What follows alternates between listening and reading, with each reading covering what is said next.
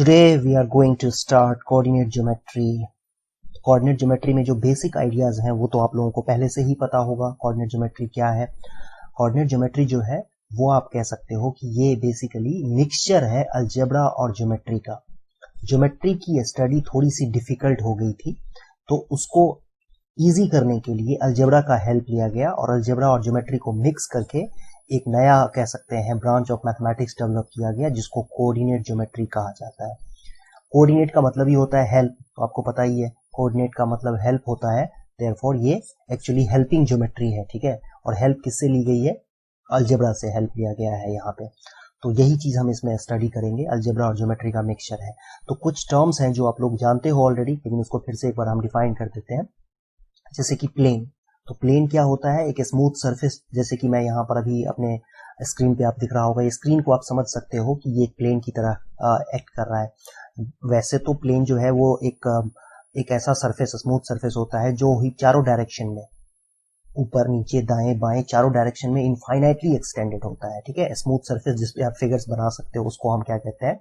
Plane कहते हैं, ठीक है। प्लेन के बाद एक डेफिनेशन होता है पॉइंट का। तो पॉइंट जो है वो किसी ऑब्जेक्ट या आप कह सकते हैं ऑब्जेक्ट की पोजीशन को मार्क करने के लिए, जैसे मान लो ये एक प्लेन है, ये हमने एक प्लेन यहाँ पर डिफाइन कर दिया, इतना प्लेन हम का पोर्शन हम देख सकते हैं। वैसे ये बहुत बड़ा है, ठीक है, लेकिन आप समझो कि प्लेन को ये रिप्रेजेंट कर रहा है, इतना हम देख पा रहे हैं। तो इसमें कोई एक पोजीशन, इस पोजीशन को रिप्रेजेंट करने के लिए हमने एक यहाँ पर एक फाइन डॉट लगा दिया है, जिसको क्या कहते हैं?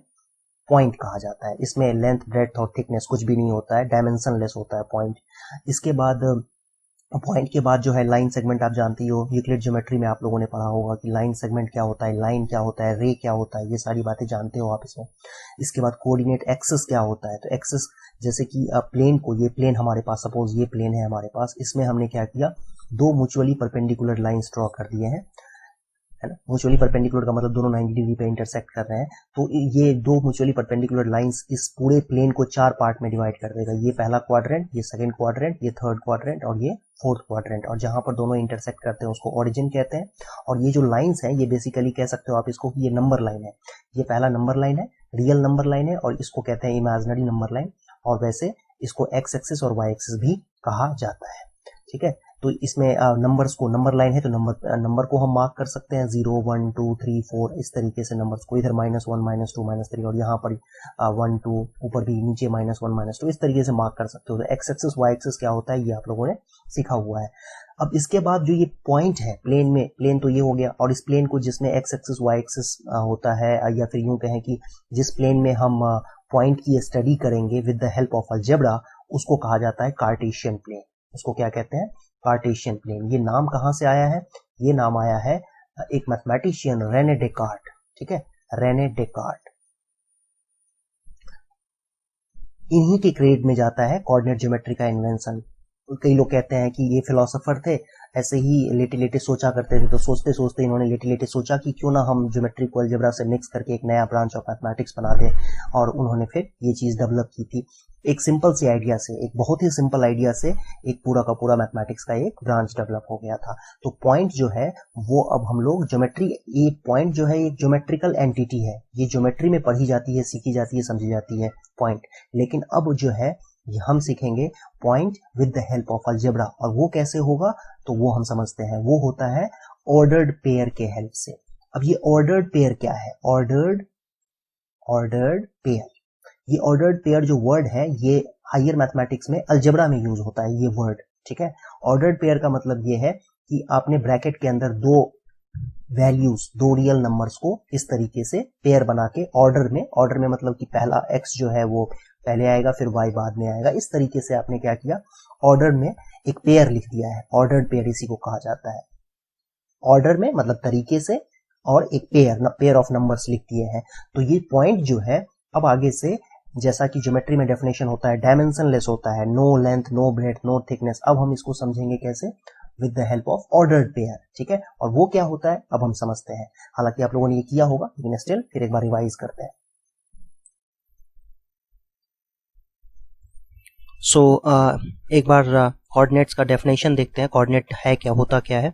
तो जैसा कि प्लेन और कोऑर्डिनेट सिस्टम हमने समझ लिया, एक्सिस क्या होता है ये समझ लिया। तो ये देखो, अगर इसको हम कहते हैं ये वाई एक्सिस है और ये एक्स एक्सिस है, तो रेने डेकार्ट का जो आइडिया था वो ये आइडिया था कि आप एक पॉइंट को, जो कि पोजीशन को रिप्रेजेंट करता है, डायमेंशनलेस होता है, आप उसको ऑर्डर्ड पेयर से रिप्रेजेंट कर सकते हो। ऑर्डर्ड पेयर का मतलब ऑर्डर में लिखा हुआ और pair of numbers, real numbers, x और वाई रियल नंबर से आप इसको रिप्रेजेंट कर सकते हो।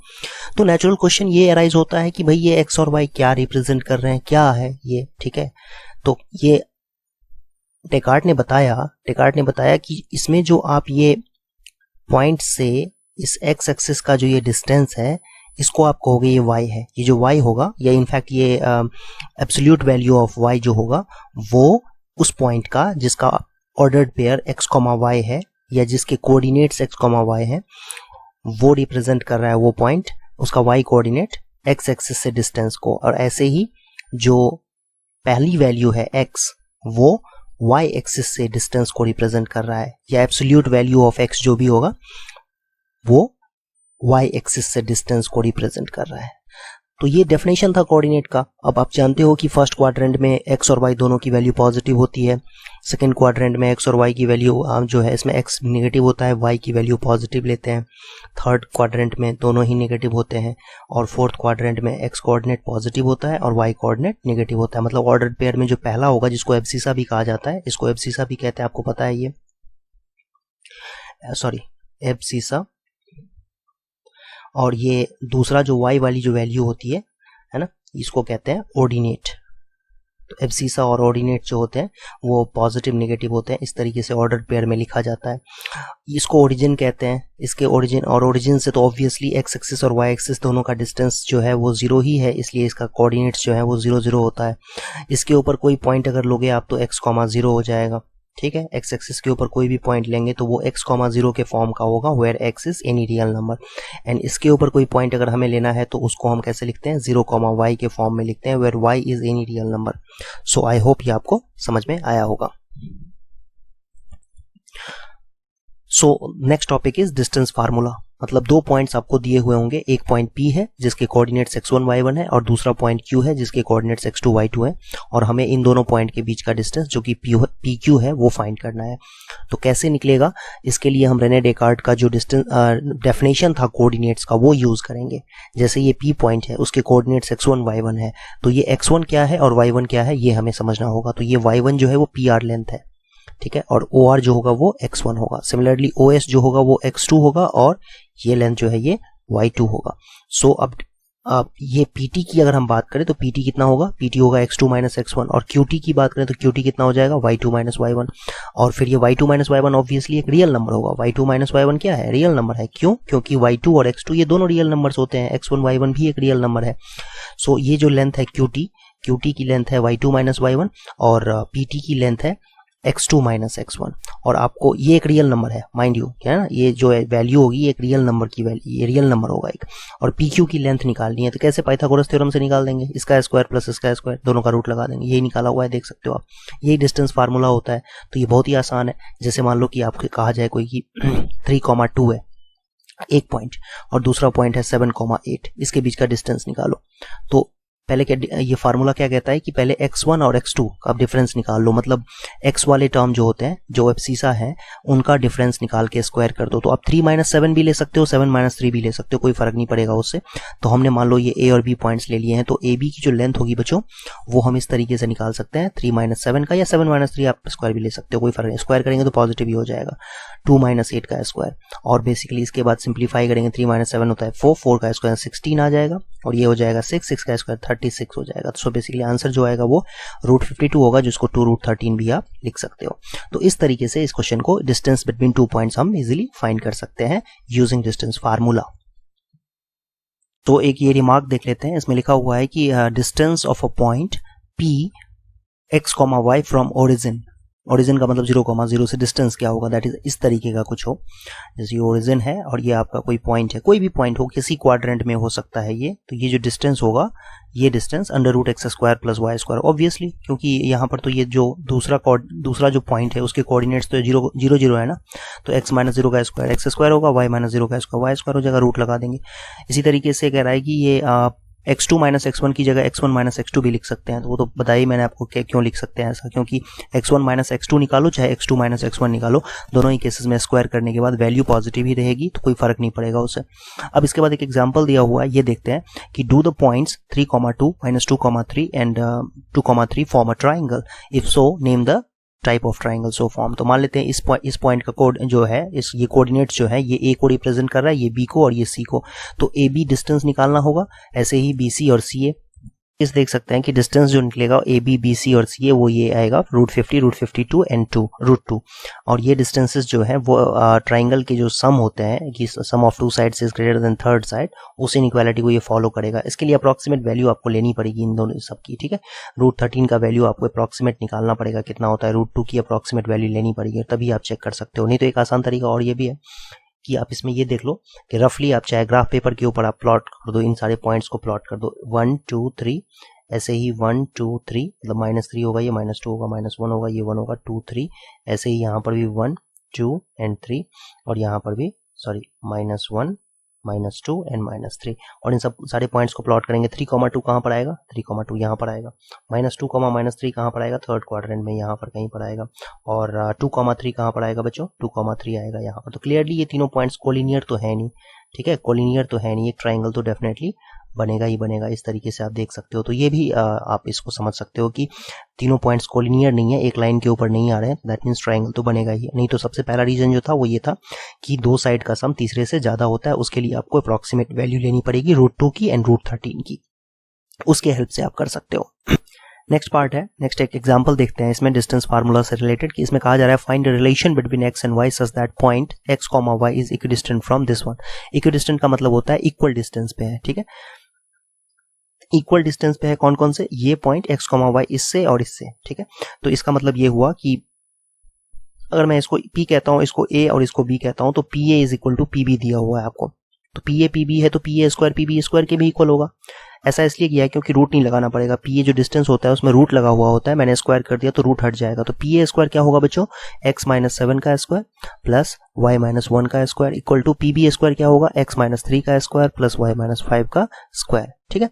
फिर इसके बाद आप इसको सिंप्लीफाई कर लो, कैसे सिंप्लीफाई करोगे, तो ये आ जाएगा आपका डिस्टेंस, एक्सपैंड कर देंगे a - b² के फार्मूले से, तो अब एक्सपैंड करोगे फिर सिंप्लीफाई कर दोगे ना, तो कैंसिल होकर के ये आ जाएगा, और फिर -8 कॉमन लेके इसमें 0/-8 कर देंगे, मतलब -8 इसमें से कॉमन लेके और फिर 0/-8 कर देंगे, तो ये x - y - 2 is equal to 0 आ जाएगा। यही x और y में रिलेशन है, या आप इस चीज को ऐसे भी लिख सकते हो x - y is equal to 2, तो बात तो सेम ही है। तो ये x और y में रिलेशन फाइंड करना था, तो इस तरीके से हम निकाल सकते हैं। नेक्स्ट क्वेश्चन देखो, एक्सरसाइज 7.1, इसमें पहला क्वेश्चन कहा जा रहा है कि डिस्टेंस निकालना है आप इनको पॉइंट्स के बीच में, इन दो पॉइंट्स के बीच में, तो कोई भी आप डिस्टेंस कोई भी पॉइंट निकाल सकते हो, इजीली निकाल सकते हो, तो ये तो आपको फार्मूला से डायरेक्टली पुट करके आंसर निकाल सकते हो। तो मैं एक लास्ट क्वेश्चन में एक्सप्लेन करता हूँ, देखो जैसे a, b और -a, -b के बीच का डिस्टेंस फाइंड करना है। आप इस चीज को ऐसे भी समझ सकते हो कि a, b अगर कहीं पर फर्स्ट क्वाड्रेंट में अगर होगा तो -a, b जो है ना वो थर्ड क्वाड्रेंट में होगा, इनके बीच का डिस्टेंस निकालना है, ये इस तरीके ये डिस्टेंस फाइंड करना है। तो कैसे निकालेंगे, a में से -a को माइनस करना है, that means a plus a हो जाएगा, तो 2a का स्क्वायर कितना होता है 4a²। ऐसे ही b में से -b को माइनस करना है, तो b प्लस b 2b हो जाएगा, स्क्वायर करेंगे कितना आ जाएगा 4b²। और आप इस चीज को ऐसे भी लिख सकते हो, 4 कॉमन ले लेंगे और रूट से बाहर निकलेगा 4 तो 2 हो जाएगा, तो 2 टाइम्स √a² प्लस b², यही आपका आंसर है थर्ड क्वेश्चन का, थर्ड पार्ट का, फर्स्ट क्वेश्चन का थर्ड पार्ट का। सेकंड पार्ट में लिखा हुआ है find the distance between point 0,0 and 36,15, can you find the distance between two towns a and b discuss in section 7.2। तो टाउन्स के बीच का डिस्टेंस है तो वो तो कर ही सकते हैं, कोऑर्डिनेट्स अगर हमें पता है तो डिस्टेंस फार्मूला से डिस्टेंस निकाल ही सकते हैं। 36 का स्क्वायर प्लस 15 का स्क्वायर हो जाएगा, ये पहला सेकंड क्वेश्चन का आंसर। तो 36 का स्क्वायर क्या होता है ये आपको पता होना चाहिए, फिर 15 का स्क्वायर क्या होता है ये पता होना चाहिए, तो आपके पास जो आंसर आएगा वो कुछ इस तरीके का होगा, ये आ जाएगा 39। अंडर रूट 1521, तो उसका 39 आंसर होता है। तो ये आंसर आ गया इसका। इसके बाद कह रहा है determine if the points are collinear, ये कोलिनियर प्रूव करना है या चेक करना है कि कोलिनियर है या नहीं है। तो उसके लिए हमें ये देखना पड़ेगा कि ए बी और बी सी, ए बी निकालेंगे पहले, बी सी निकालेंगे, और A B plus B C अगर सी ए के इक्वल हो रहा है तो हम कह सकते हैं कि वो कोलिनियर होगा। तो देखो ए बी कितना, ए बी की लेंथ कितनी होगी, ए बी की लेंथ हो जाएगी 1 माइनस 2 का स्क्वायर तो 1 और 5 माइनस 3 का स्क्वायर तो 4, तो रूट 5 हो जाएगा। और ऐसे ही बी सी का लेंथ निकालोगे तो कितना आ जाएगा 2 माइनस ऑफ माइनस 2 तो 4 हो जाएगा, 4 का स्क्वायर 16 होता है। ऐसे ही 3 और माइनस ऑफ माइनस 11 तो 14 हो जाएगा, 14 का स्क्वायर कितना होता है, 14 का स्क्वायर होता है 196। तो ये आपके पास आ जाएगा 212, ठीक है। और सी ए की लेंथ अगर निकालेंगे बच्चों तो सी ए की लेंथ जो है वो आ जाएगी आपके पास 3 3 जा 9 और ये आ जाएगा 5 और 11 16 का है 256, तो ये आ जाएगा 265। अब ये क्या देखें अगर हम, तो ये क्या इन दोनों का सम जो है वो इसके इक्वल होता है? डेफिनेटली नहीं होता है, इसके इक्वल तो सम है ही नहीं। इसका मतलब ये कोलिनियर पॉइंट्स नहीं है। So answer is no. Okay, check whether 5, -2, 6, 4, 7, -2 are the vertices of an isosceles triangle। तो इसमें साइड की लेंथ आपको निकालनी पड़ेगी ना, ये दोनों पॉइंट से मिलकर जो साइड बनेगा ए बी, तो ए बी की लेंथ निकाल लो आप। ए बी की लेंथ हो जाएगी अंडर रूट 5 माइनस 6 का स्क्वायर तो 1 और -2 माइनस 4 का स्क्वायर तो 36, रूट 37 आ जाएगा इसकी लेंथ। ऐसे ही बी सी निकालेंगे, ये सी पॉइंट है, तो बी सी की लेंथ आप निकालोगे तो कैसे निकलेगा 6 माइनस 7 का स्क्वायर 1 प्लस 4 36, तो रूट 37 आ रहा है। वेरी गुड, हो गया, आइसोसेलेस बन गया ये। ओके, तो आइसोसेलेस ट्रायंगल है, बिल्कुल है आइसोसेलेस ट्रायंगल। क्वेश्चन देखते हैं, इसमें कहा जा रहा है in a classroom 4 friends are seated at the points A B C D. Champa and Chameli walk into the class and after observing a few minutes Champa asked Chameli, don't you think the ABCD is square? अच्छा, ये 4 बच्चे हैं बैठे हुए हैं। अब ये देखो ABCD स्क्वायर है, मतलब AB की जो सारी जो ये क्यूब्स हैं, इनफैक्ट ये जो स्क्वायर्स हैं ये 1 यूनिट के हैं। तो आप ऐसे समझ सकते हो कि ये जो लेंथ होगी, ये लेंथ कितनी होगी √2, क्योंकि ये 1 है तो पाइथागोरस थ्योरम से ये लेंथ कितनी हो जाएगी under root 1 square plus 1 square तो √2। ऐसे ही ये भी कितनी होगी √2, ये भी कितनी हो जाएगी √2। तो ए बी की जो लेंथ है वो कितनी हो जाएगी √2 प्लस √2 प्लस √2, 3√2, ठीक। ऐसे ही ए डी की जो लेंथ होगी वो भी इतना ही, और सी डी की जो लेंथ होगी वो भी इतना ही, और बी सी की जो लेंथ होगी वो भी इतना है। तो ऑब्वियसली चारों साइड तो इक्वल है, A B is equal to B C is equal to C D is equal to D आ रहा है, ठीक है। सारे साइड तो √3 के ही इक्वल होंगे। अब देखना यह है कि ये क्या एंगल्स इक्वल है, मतलब सारे एंगल्स 90 डिग्री के इक्वल है। तो इसके लिए आपको समझना होगा कि ये 1 है, ये 1 है, ये 1 है, ये 1 है, तो ये एंगल 45 डिग्री हो जाएगा, ठीक है। ये एंगल 45 डिग्री होगा। सिमिलरली ये भी 1 है और ये भी 1 है तो 45 हो जाएगा। तो ऑब्वियसली 90 डिग्री एंगल आ गया, देयरफॉर ये एक स्क्वायर होगा। तो चंपा सही कह रही है, चंपा ने पूछा था ना कि ये स्क्वायर है, तो ऑब्वियसली स्क्वायर है ये एक, तो यही आंसर है इसका। 6th क्वेश्चन है, name the type of quadrilateral. तो इसके लिए इस पॉइंट को, इन पॉइंट्स को आप नाम दे दो ए बी सी डी और फिर लेंथ निकाल लो। तो 6th क्वेश्चन के लिए पहले तो ए बी की लेंथ निकालेंगे तो कितना आ जाएगा, ये देखो ये आ जाएगा आपका 4 + 4 8 2√2 आ जाएगा। डिस्टेंस फार्मूला से निकालेंगे। बी सी की लेंथ निकालेंगे तो वो कितना आ जाएगा 4 + 4, ये भी √8 ही आएगा, मतलब 2√2 ही होगा। सी डी की लेंथ निकालेंगे तो ये कितना आ जाएगा, ये होगा 4 + 4, ये भी √8 ही है, ठीक है, 2√2 ही होगा। और डी ए की लेंथ निकालेंगे तो ये हो जाएगा ये भी √8 ही होगा, तो ये 2√2 हो जाएगा। तो चारों साइड इक्वल है तो रोम्बस तो डेफिनेटली होगा। अब बात कर लेते हैं डायगोनल्स की। तो डायगोनल एसी डायगोनल होगा। इस पॉइंट्स को प्लॉट करके आप अगर क्वाड्रिलेटरल बनाओगे तो एक डायगोनल होगा एसी, तो एसी की लेंथ निकालते हैं। तो एसी की लेंथ कितनी होगी, एसी की लेंथ आप फाइंड करो तो ये आ जाएगा 16 है ना, 2 to the 4 6 में 4 आ जाएगा एसी की लेंथ। कैसे एसी निकालेंगे, एसी निकालना बहुत आसान है, -1 और माइनस +1 हो जाएगा स्क्वायर, और प्लस ये देखो ये -2 है और ये -2 हो जाएगा तो -4 का स्क्वायर। तो ऑब्वियसली ये तो 0 हो गया, और ये -4 का स्क्वायर 16 होता है, रूट लेंगे तो 4 आ जाएगा। एसी निकाल लेते हैं। दूसरा डायगोनल क्या होगा, बीडी। तो बीडी डायगोनल निकालेंगे तो वो कैसे निकलेगा, देखो ये 1 में से -3 को माइनस करना है तो 4 का स्क्वायर हो जाएगा, तो 4 का स्क्वायर 16 होता है, और फिर ये 0 माइनस 0 तो 0 ही होगा, तो 0 आ जाएगा, तो ये आ जाएगा आपका 4। तो डायगोनल्स भी इक्वल है। ऐसा क्वाड्रिलेटरल जिसके सारे साइड्स भी इक्वल हो और डायगोनल्स भी इक्वल हो उसको हम रोम्बस नहीं कहते हैं, उसको हम क्या कहते हैं, स्क्वायर कहते हैं। ऐसे चारों साइड इक्वल है तो रोम्बस भी हो सकता था, स्क्वायर भी हो सकता था, बट ये रोम्बस नहीं है, स्क्वायर है। क्यों? क्योंकि इसके डायगोनल्स भी इक्वल है। तो ये कौन सा क्वाड्रिलेटरल होगा बच्चों? ये स्क्वायर होगा, ये एक स्क्वायर होगा, पहला क्वेश्चन। ऐसे ही सेकंड क्वेश्चन देख लो चेक करके, थर्ड क्वेश्चन देख लो चेक करके। पहले तो साइड्स चेक करो, अगर दो साइड्स इक्वल आ रहे हैं, जैसे मान लो कि AB और CD इक्वल आ गया और BC और AD इक्वल आ गया, ठीक है, तो ये पैरेललोग्राम होगा, है ना। इसमें डायगोनल्स भी इक्वल आ गया तो रेक्टेंगल हो जाएगा, करेक्ट है। AC अगर BD के भी इक्वल आ जाए, ये कंडीशंस हो, तो ये अगर खाली ये कंडीशंस हैं तो ये ऑब्वियसली पैरेललोग्राम होगा। इन दोनों के साथ साथ ये कंडीशन भी फॉलो हो रही है तो वो एक रेक्टेंगल बन जाएगा। खाली सारे साइड्स इक्वल हैं, AB BC CD D ये सारे इक्वल हैं तो वो एक रोम्बस होगा, लेकिन उसके साथ साथ डायगोनल्स भी इक्वल हो जाए अगर तो स्क्वायर बन जाएगा। डायगोनल्स इक्वल नहीं है तो वो रोम्बस ही रहेगा फिर, तो ये समझना जरूरी है, ठीक है। तो ये तरीका होता है करने का। मैं इसको लिख भी देता हूँ कि जैसे क्वाड्रिलेटरल, किसी भी क्वाड्रिलेटरल के लिए, ABCD क्वाड्रिलेटरल के लिए अगर AB और CD इक्वल है और AC और सॉरी AC नहीं, BC और AD इक्वल है, अगर ये दिया हुआ है, साथ ही साथ AC is equal to BD है ये, तो ये इस केस में रेक्टेंगल होगा ये, ठीक है, रेक्टेंगल होगा। और अगर ये AC BD के ये होना चाहिए, ये होना चाहिए और AC BD के इक्वल नहीं है, AC इक्वल टू BD नहीं है, तब उस केस में पैरेललोग्राम हो जाएगा ये। सारे साइड्स अगर इक्वल हैं, AB BC CD सब के सब इक्वल हैं, और साथ ही साथ इसके साथ साथ AC डायगोनल जो है वो BD डायगोनल के इक्वल नहीं है, तब क्या होगा, रोम्बस होगा। इस तरीके का फिगर बनेगा, रोम्बस जानते ही हो आप, इस तरीके का। सारे साइड्स इक्वल होते हैं, डायगोनल्स इक्वल नहीं होते हैं। लेकिन सारे साइड्स इक्वल हों और डायगोनल्स भी इक्वल हों तो उस केस में क्या हो जाएगा, स्क्वायर बन जाएगा ये, ठीक है। स्क्वायर का मतलब 90 डिग्री एंगल होता है इसमें, सॉरी इस तरीके का 90 डिग्री एंगल होगा, सारे साइड्स भी बराबर और 90 डिग्री एंगल भी होगा। तो इस तरीके से चेक करना है आपको, सारे डिस्टेंसेस फाइंड करके चेक कर सकते हो आप इजीली। सेवेंथ क्वेश्चन देखो, बहुत ही आसान है। इसमें कहा जा रहा है कि find a point on x axis. तो एक्स एक्सिस के ऊपर कोई भी पॉइंट अगर लेना है तो कहीं भी हो सकता है, एक्स एक्सिस के ऊपर यहाँ से यहाँ तक कहीं भी हो सकता है। चलो यहाँ पर मान लेते हैं हम, यहाँ पर तो ये x,0 होगा। कुछ बच्चे कहेंगे -x,0 होगा, नहीं, x तो कोई भी नंबर है ना, वो नेगेटिव पॉजिटिव कुछ भी हो सकता है। तो ओरिजिन के लेफ्ट साइड में है तो ये पॉजिटिव नेगेटिव, मतलब हमें नहीं पता कहाँ पर है, तो ऑब्वियसली x यहाँ पर नेगेटिव होगा। राइट साइड में भी हो सकता है, मुझे नहीं पता कहाँ पर होगा, लेकिन हमने चलो x,0 ले लिया। यहाँ पर x एक्सिस पे है तो x,0 होगा, y कोऑर्डिनेट उसका 0 होगा। That is most important thing to remember. तो x,0 आ गया आपका पॉइंट x एक्सिस के ऊपर। अब ये कह रहा है 2,-5 से, 2,-5 कहाँ होगा, कहीं यहाँ पर होगा, 2,-5 एंड -2,9। तो -2,9 कहाँ पर होगा बच्चों, यहाँ पर कहीं पर -2,9 होगा।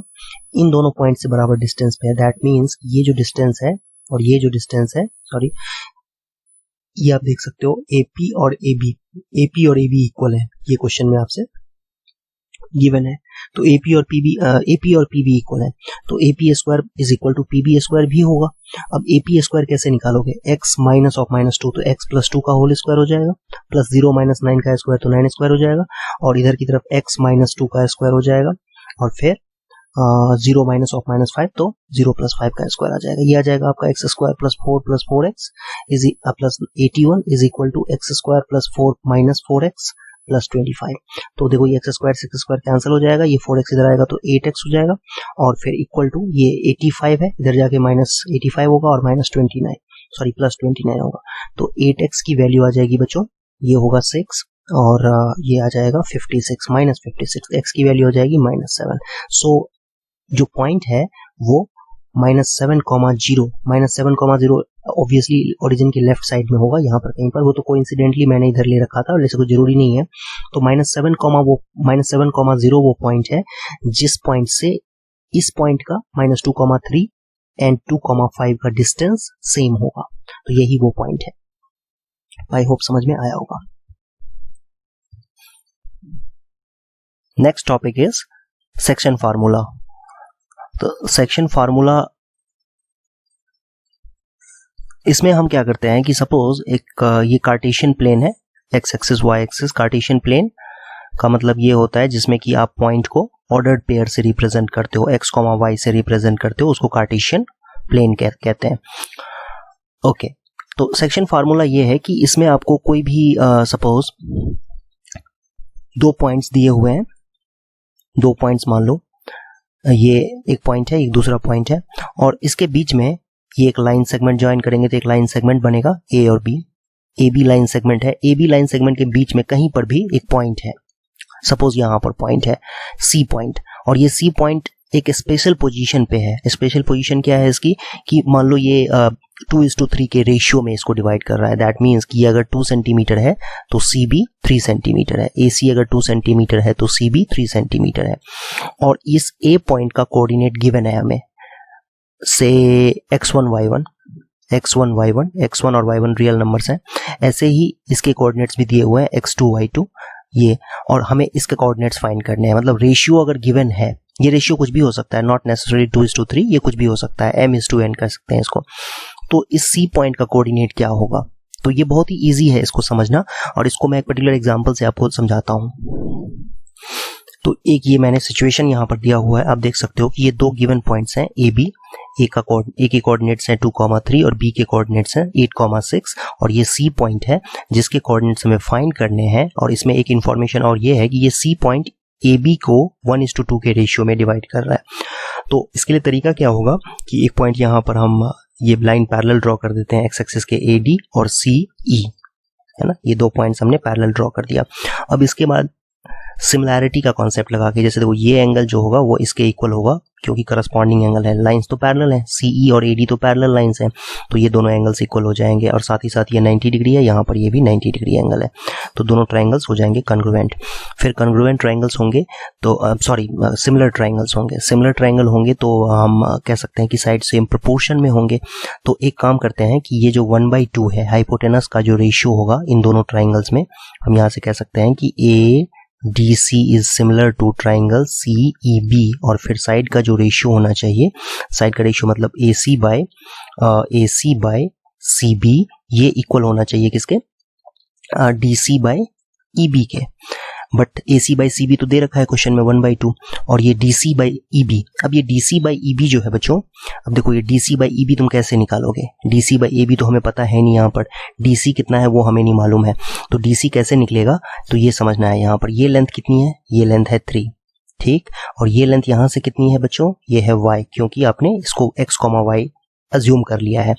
तो ये जो पूरी लेंथ होगी ये यहाँ से यहाँ तक ये y होगी, तो CD की लेंथ कितनी होगी, y में से 3 माइनस कर देंगे तो CD लेंथ हो जाएगी y-3 अपॉन में EB कैसे निकालेंगे, तो EB निकलेगा, देखो EB जो है ना, यहाँ पर ये पूरी लेंथ, यहाँ से ये जो वर्टिकल लेंथ है, ये वर्टिकल लेंथ कितनी है, 6 है, और 6 में से ये वाला पार्ट जो कि y है माइनस हो जाएगा, तो 6 माइनस y अगर कर देंगे तो BE निकल के आ जाएगा। आई होप समझ में आया होगा। क्रॉस मल्टीप्लाई कर दोगे आप तो आपको यहां से y, इसको सॉल्व करेंगे तो इस इक्वेशन को सॉल्व करेंगे तो ये आ जाएगा आपके पास 3y = 12, देयरफॉर y = 4। और ऐसे ही आप सोचो कि 1/2 जो है ये किसके इक्वल होगा, AD by CE के भी इक्वल होगा, है ना। यहाँ से हम ये भी कह सकते थे AD by CE के भी इक्वल होगा। तो AD की लेंथ कितनी होगी, AD की लेंथ होगी ये यहाँ से यहाँ तक कितना है, x है, तो x-2, तो x-2 अपॉन में CE की लेंथ कितनी होगी, CE की लेंथ, ये पूरी लेंथ है यहाँ से यहाँ तक 8 यूनिट है, तो 8 हो जाएगा, और 8 में से ये लेंथ माइनस करेंगे तो x, है ना, तो ये 8 - x क्रॉस मल्टीप्लाई करके सॉल्व करेंगे तो x की वैल्यू 4 हो जाएगी। तो 4,4 वो पॉइंट है जो 1:2 के रेशियो में डिवाइड करता है। और ऐसे अप्रोक्सीमेटली आप देख भी सकते हो कि ये 4 ही है, 1 2 3 4, ये रहा 4, और ये देखो 1 2 3 4 4,4 वो पॉइंट है। अप्रोक्सीमेटली जानबूझ के ऐसा एग्जाम्पल दिया था मैंने, ताकि पहले से मुझे ये पॉइंट पहले से ही पता था कि 4,4 होगा, फिर मैंने रेशियो डिसाइड कर लिया क्या होगा और फिर सॉल्व करके दिखा दिया यहाँ पे। तो ऑब्वियसली जब रेशियो अगर हम सही इस तरीके से 1:2 लेंगे तो वो 4,4 ही पॉइंट होगा, या अगर 4,4 ये पॉइंट लेंगे तो रेशियो जो आएगा वो 1:2 आएगा। तो इस तरीके से हमें अब इसमें कई सारी बातें हैं, ये 2 पॉइंट्स गिवन होगा, रेशियो दिया होगा, तो ये अननोन पॉइंट फाइंड करना होगा आपको। ये एक क्वेश्चन हो गया, इस तरीके से क्वेश्चन को पूछा जा सकता है। या नहीं तो ऐसा होगा, रेशियो गिवन होगा, ये पॉइंट भी दिया होगा, ये पॉइंट भी दिया होगा, ये पॉइंट फाइंड करने के लिए कहेगा, या ये पॉइंट फाइंड करने के लिए कहेगा जब ये दिया होगा तो ठीक है। तो कुछ भी पूछा जा सकता है, या ऐसा भी हो सकता है कि ये पॉइंट दिया होगा, ये भी बी भी दिया होगा, सी भी दिया होगा, रेशियो ही आपको कहे फाइंड करने के लिए, तो उस केस में आप रेशियो को m/n को एज्यूम कर लोगे और फिर सॉल्व करोगे तो आंसर आ जाएगा। तो अब समझते हैं इसको, फॉर्मल तरीके से समझते हैं x1 y1 x2 y2 के फॉर्म में क्या होता है फार्मूला। वैसे ये डेरिवेशन आपको याद नहीं रखना है, आपको फार्मूला खाली याद रखना है, फार्मूला याद रखना है, उससे आप आसानी से क्वेश्चन को कर सकते हो। तो देखो ये सेक्शन फार्मूला क्या होता है, फॉर्मल तरीके से देखते हैं। तो सबसे पहले तो ये आपको दो पॉइंट्स दिए होंगे a1 और a x1 y1, a एक पॉइंट है जिसके कोऑर्डिनेट्स x1 y1 है और b दूसरा पॉइंट है x2 y2 जिसके कोऑर्डिनेट्स हैं, और p एक पॉइंट है जिसका हमें कोऑर्डिनेट फाइंड करना है सच दैट ये रेशियो p a b के बीच में है और वो AB को m1:m2 के रेशियो में डिवाइड कर रहा है। तो ऐसा हो सकता है ना कि एक लाइन सेगमेंट है, उसको आपने हो सकता है आप 2:3 के रेशियो में डिवाइड करोगे, तो ये पॉइंट आपको जानना है कोऑर्डिनेट्स क्या होंगे जब इसके कोऑर्डिनेट्स दिए हुए हैं। या ऐसा भी हो सकता है कि आप इस तरीके से 3:1 के रेशियो में, है ना, तो उस तरीके से ये m1 और m2 के रेशियो में, ये m1:m2 के रेशियो में ये डिवाइड कर रहा है लाइन सेगमेंट AB को, और A और B के कोऑर्डिनेट्स दिए हुए हैं और ये रेशियो दिया हुआ है। तो आप समझ सकते हो इस तरीके से, ये फिगर में दिया हुआ है m1/m2, PA/PB जो है वो m1/m2 है। तो क्लियरली मैंने जैसे आप एक्सप्लेन किया था, ये एंगल इसके इक्वल हो जाएगा, करस्पॉन्डिंग एंगल्स हैं, और ये 90 डिग्री एंगल्स हैं, वर्टिकल लाइंस हैं। तो ये दोनों ट्रायंगल्स ए सिमिलैरिटी से ट्रायंगल सिमिलर हो जाएंगे, फिर साइड सेम प्रोपोर्शन में हो जाएंगे, है ना। कौन कौन से साइड, PQ/BC, या ऐसे PA से स्टार्ट करें तो PA/BP, PA/BP is equal to PQ/BC is equal to AQ/PC, ठीक है। तो इस तरीके से ये सारे साइड से इक्वल हो जाएंगे। अब बात होती है कि सारे वैल्यूज रख दो, जैसे PA/BP तो आपको पहले से ही पता है m1/m2 ये गिवन है, PA/PB m1/m2 गिवन है, लेकिन ये अब देखो AQ कितना होगा, AQ कैसे निकालेंगे, ये पूरी लेंथ है x डेफिनेशन ऑफ कोऑर्डिनेट से, और ये लेंथ है यहाँ से यहाँ तक है, यहाँ से यहाँ तक है x1, तो x - x1 हो जाएगा। सिमिलरली PC लेंथ कैसे निकालेंगे, PC लेंथ जो है ये लेंथ, इस पूरे में से यहाँ से OT में से OS को माइनस कर देंगे, तो OT कितना है बच्चों, x2, और उसमें से OS को माइनस करेंगे, OS कितना है x, तो x2 - x, ऐसे ही PQ निकल जाएगा, ऐसे ही ये BC भी निकल जाएगा, और फिर रेशियो को इक्वेट कर देंगे, m1/m2 के इक्वेट कर देंगे। अब तो पहले आप इन दोनों को सॉल्व करो क्रॉस मल्टीप्लिकेशन से, ठीक है। तो आपको x की वैल्यू ये आ जाएगी m1x2 प्लस m2x1, ध्यान से देखो m1x2 plus m2x1 by m1 plus m2 आ जाएगा। x की वैल्यू, x मतलब ये अननोन जो था, है ना, अननोन का जो x कोऑर्डिनेट था जो हमें फाइंड आउट करना था, उसका जो x कोऑर्डिनेट है वो m1x2 प्लस m2x1। ये x2 क्या है बच्चों, ये x2 आप देख सकते हो, x2 है आपका ये y का कोऑर्डिनेट, मतलब m1x2 प्लस m2x1 अपॉन में m1 प्लस m2, ये किसका कोऑर्डिनेट है, ये x का कोऑर्डिनेट है।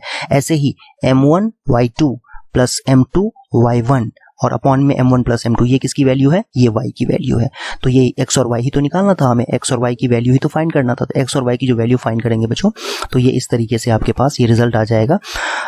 x, y की जो वैल्यू है वो ये वैल्यू है, ये वैल्यू x की वैल्यू आएगी, ये वैल्यू y की वैल्यू, इसमें सब कुछ आपको गिवन होगा। x1 की वैल्यू दी हुई होगी, x1 y1 क्या होगा, जैसे 2,3 होता है, तो वैसे x1 y1 जो है कुछ एक वैल्यू होगी 2,3, 4,5 कुछ भी, और m1 m2 भी क्या होगा, m1 m2 भी एक वैल्यू दी हुई होगी। जैसे m1 मान लो कि 2:3 है रेशियो, अगर 2:3, तो इसका मतलब हुआ कि m1 ये है और m2 ये है, तो उसमें वैल्यू पुट करके आप x और y की वैल्यू इजीली फाइंड कर सकते हो इसमें। तो ये फार्मूला आपको याद रखने की जरूरत है, यही इसका डेरिवेशन था।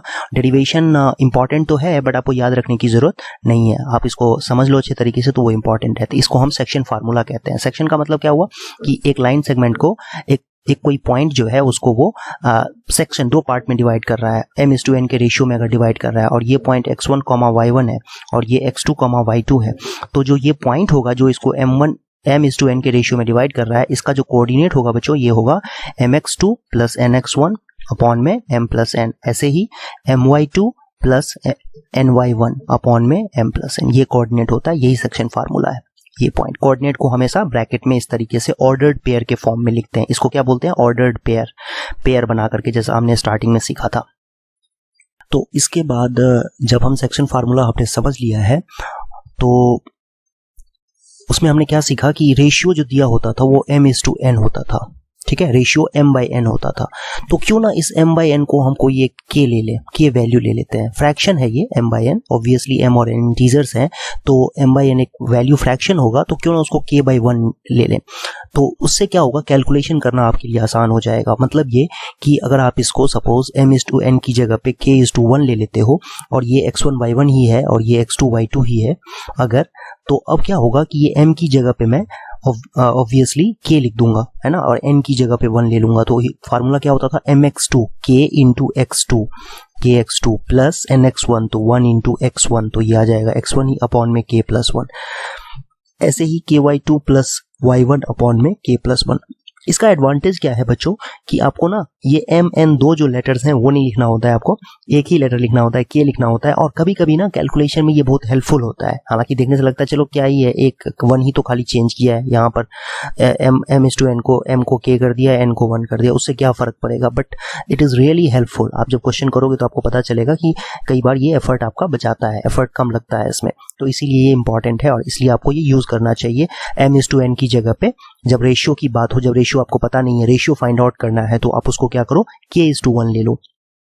कैलकुलेशन सिंपल हो जाएगा, जल्दी क्वेश्चंस को आप कर पाओगे। अब इसके बाद इसी का एक स्पेशल केस देखते हैं कि कभी कभी ऐसा हो सकता है ना, आप खुद भी अज्यूम कर सकते हो कि ये पॉइंट जो m is to n है या k is to 1 था वहां पे, तो m is to n में ना ये m is to n m और n बराबर हो जाए, m और n बराबर हो जाए, तो उस केस में क्या होता है, हम इसको m is to m भी कह सकते हैं या n is to n भी कह सकते हैं, जो आपको अच्छा लगे। दैट मीन्स 1 is to 1 भी कह सकते हैं, क्योंकि n is to n का रेशियो का मतलब क्या हुआ, 1 is to 1 ना, 1 by 1 ना, तो 1 by 1 का मतलब 1 is to 1। दैट मीन्स ये उस केस में ये पॉइंट जो है बच्चों, ये आपका मिडिल पॉइंट हो जाएगा, मिड पॉइंट हो जाएगा, ठीक है।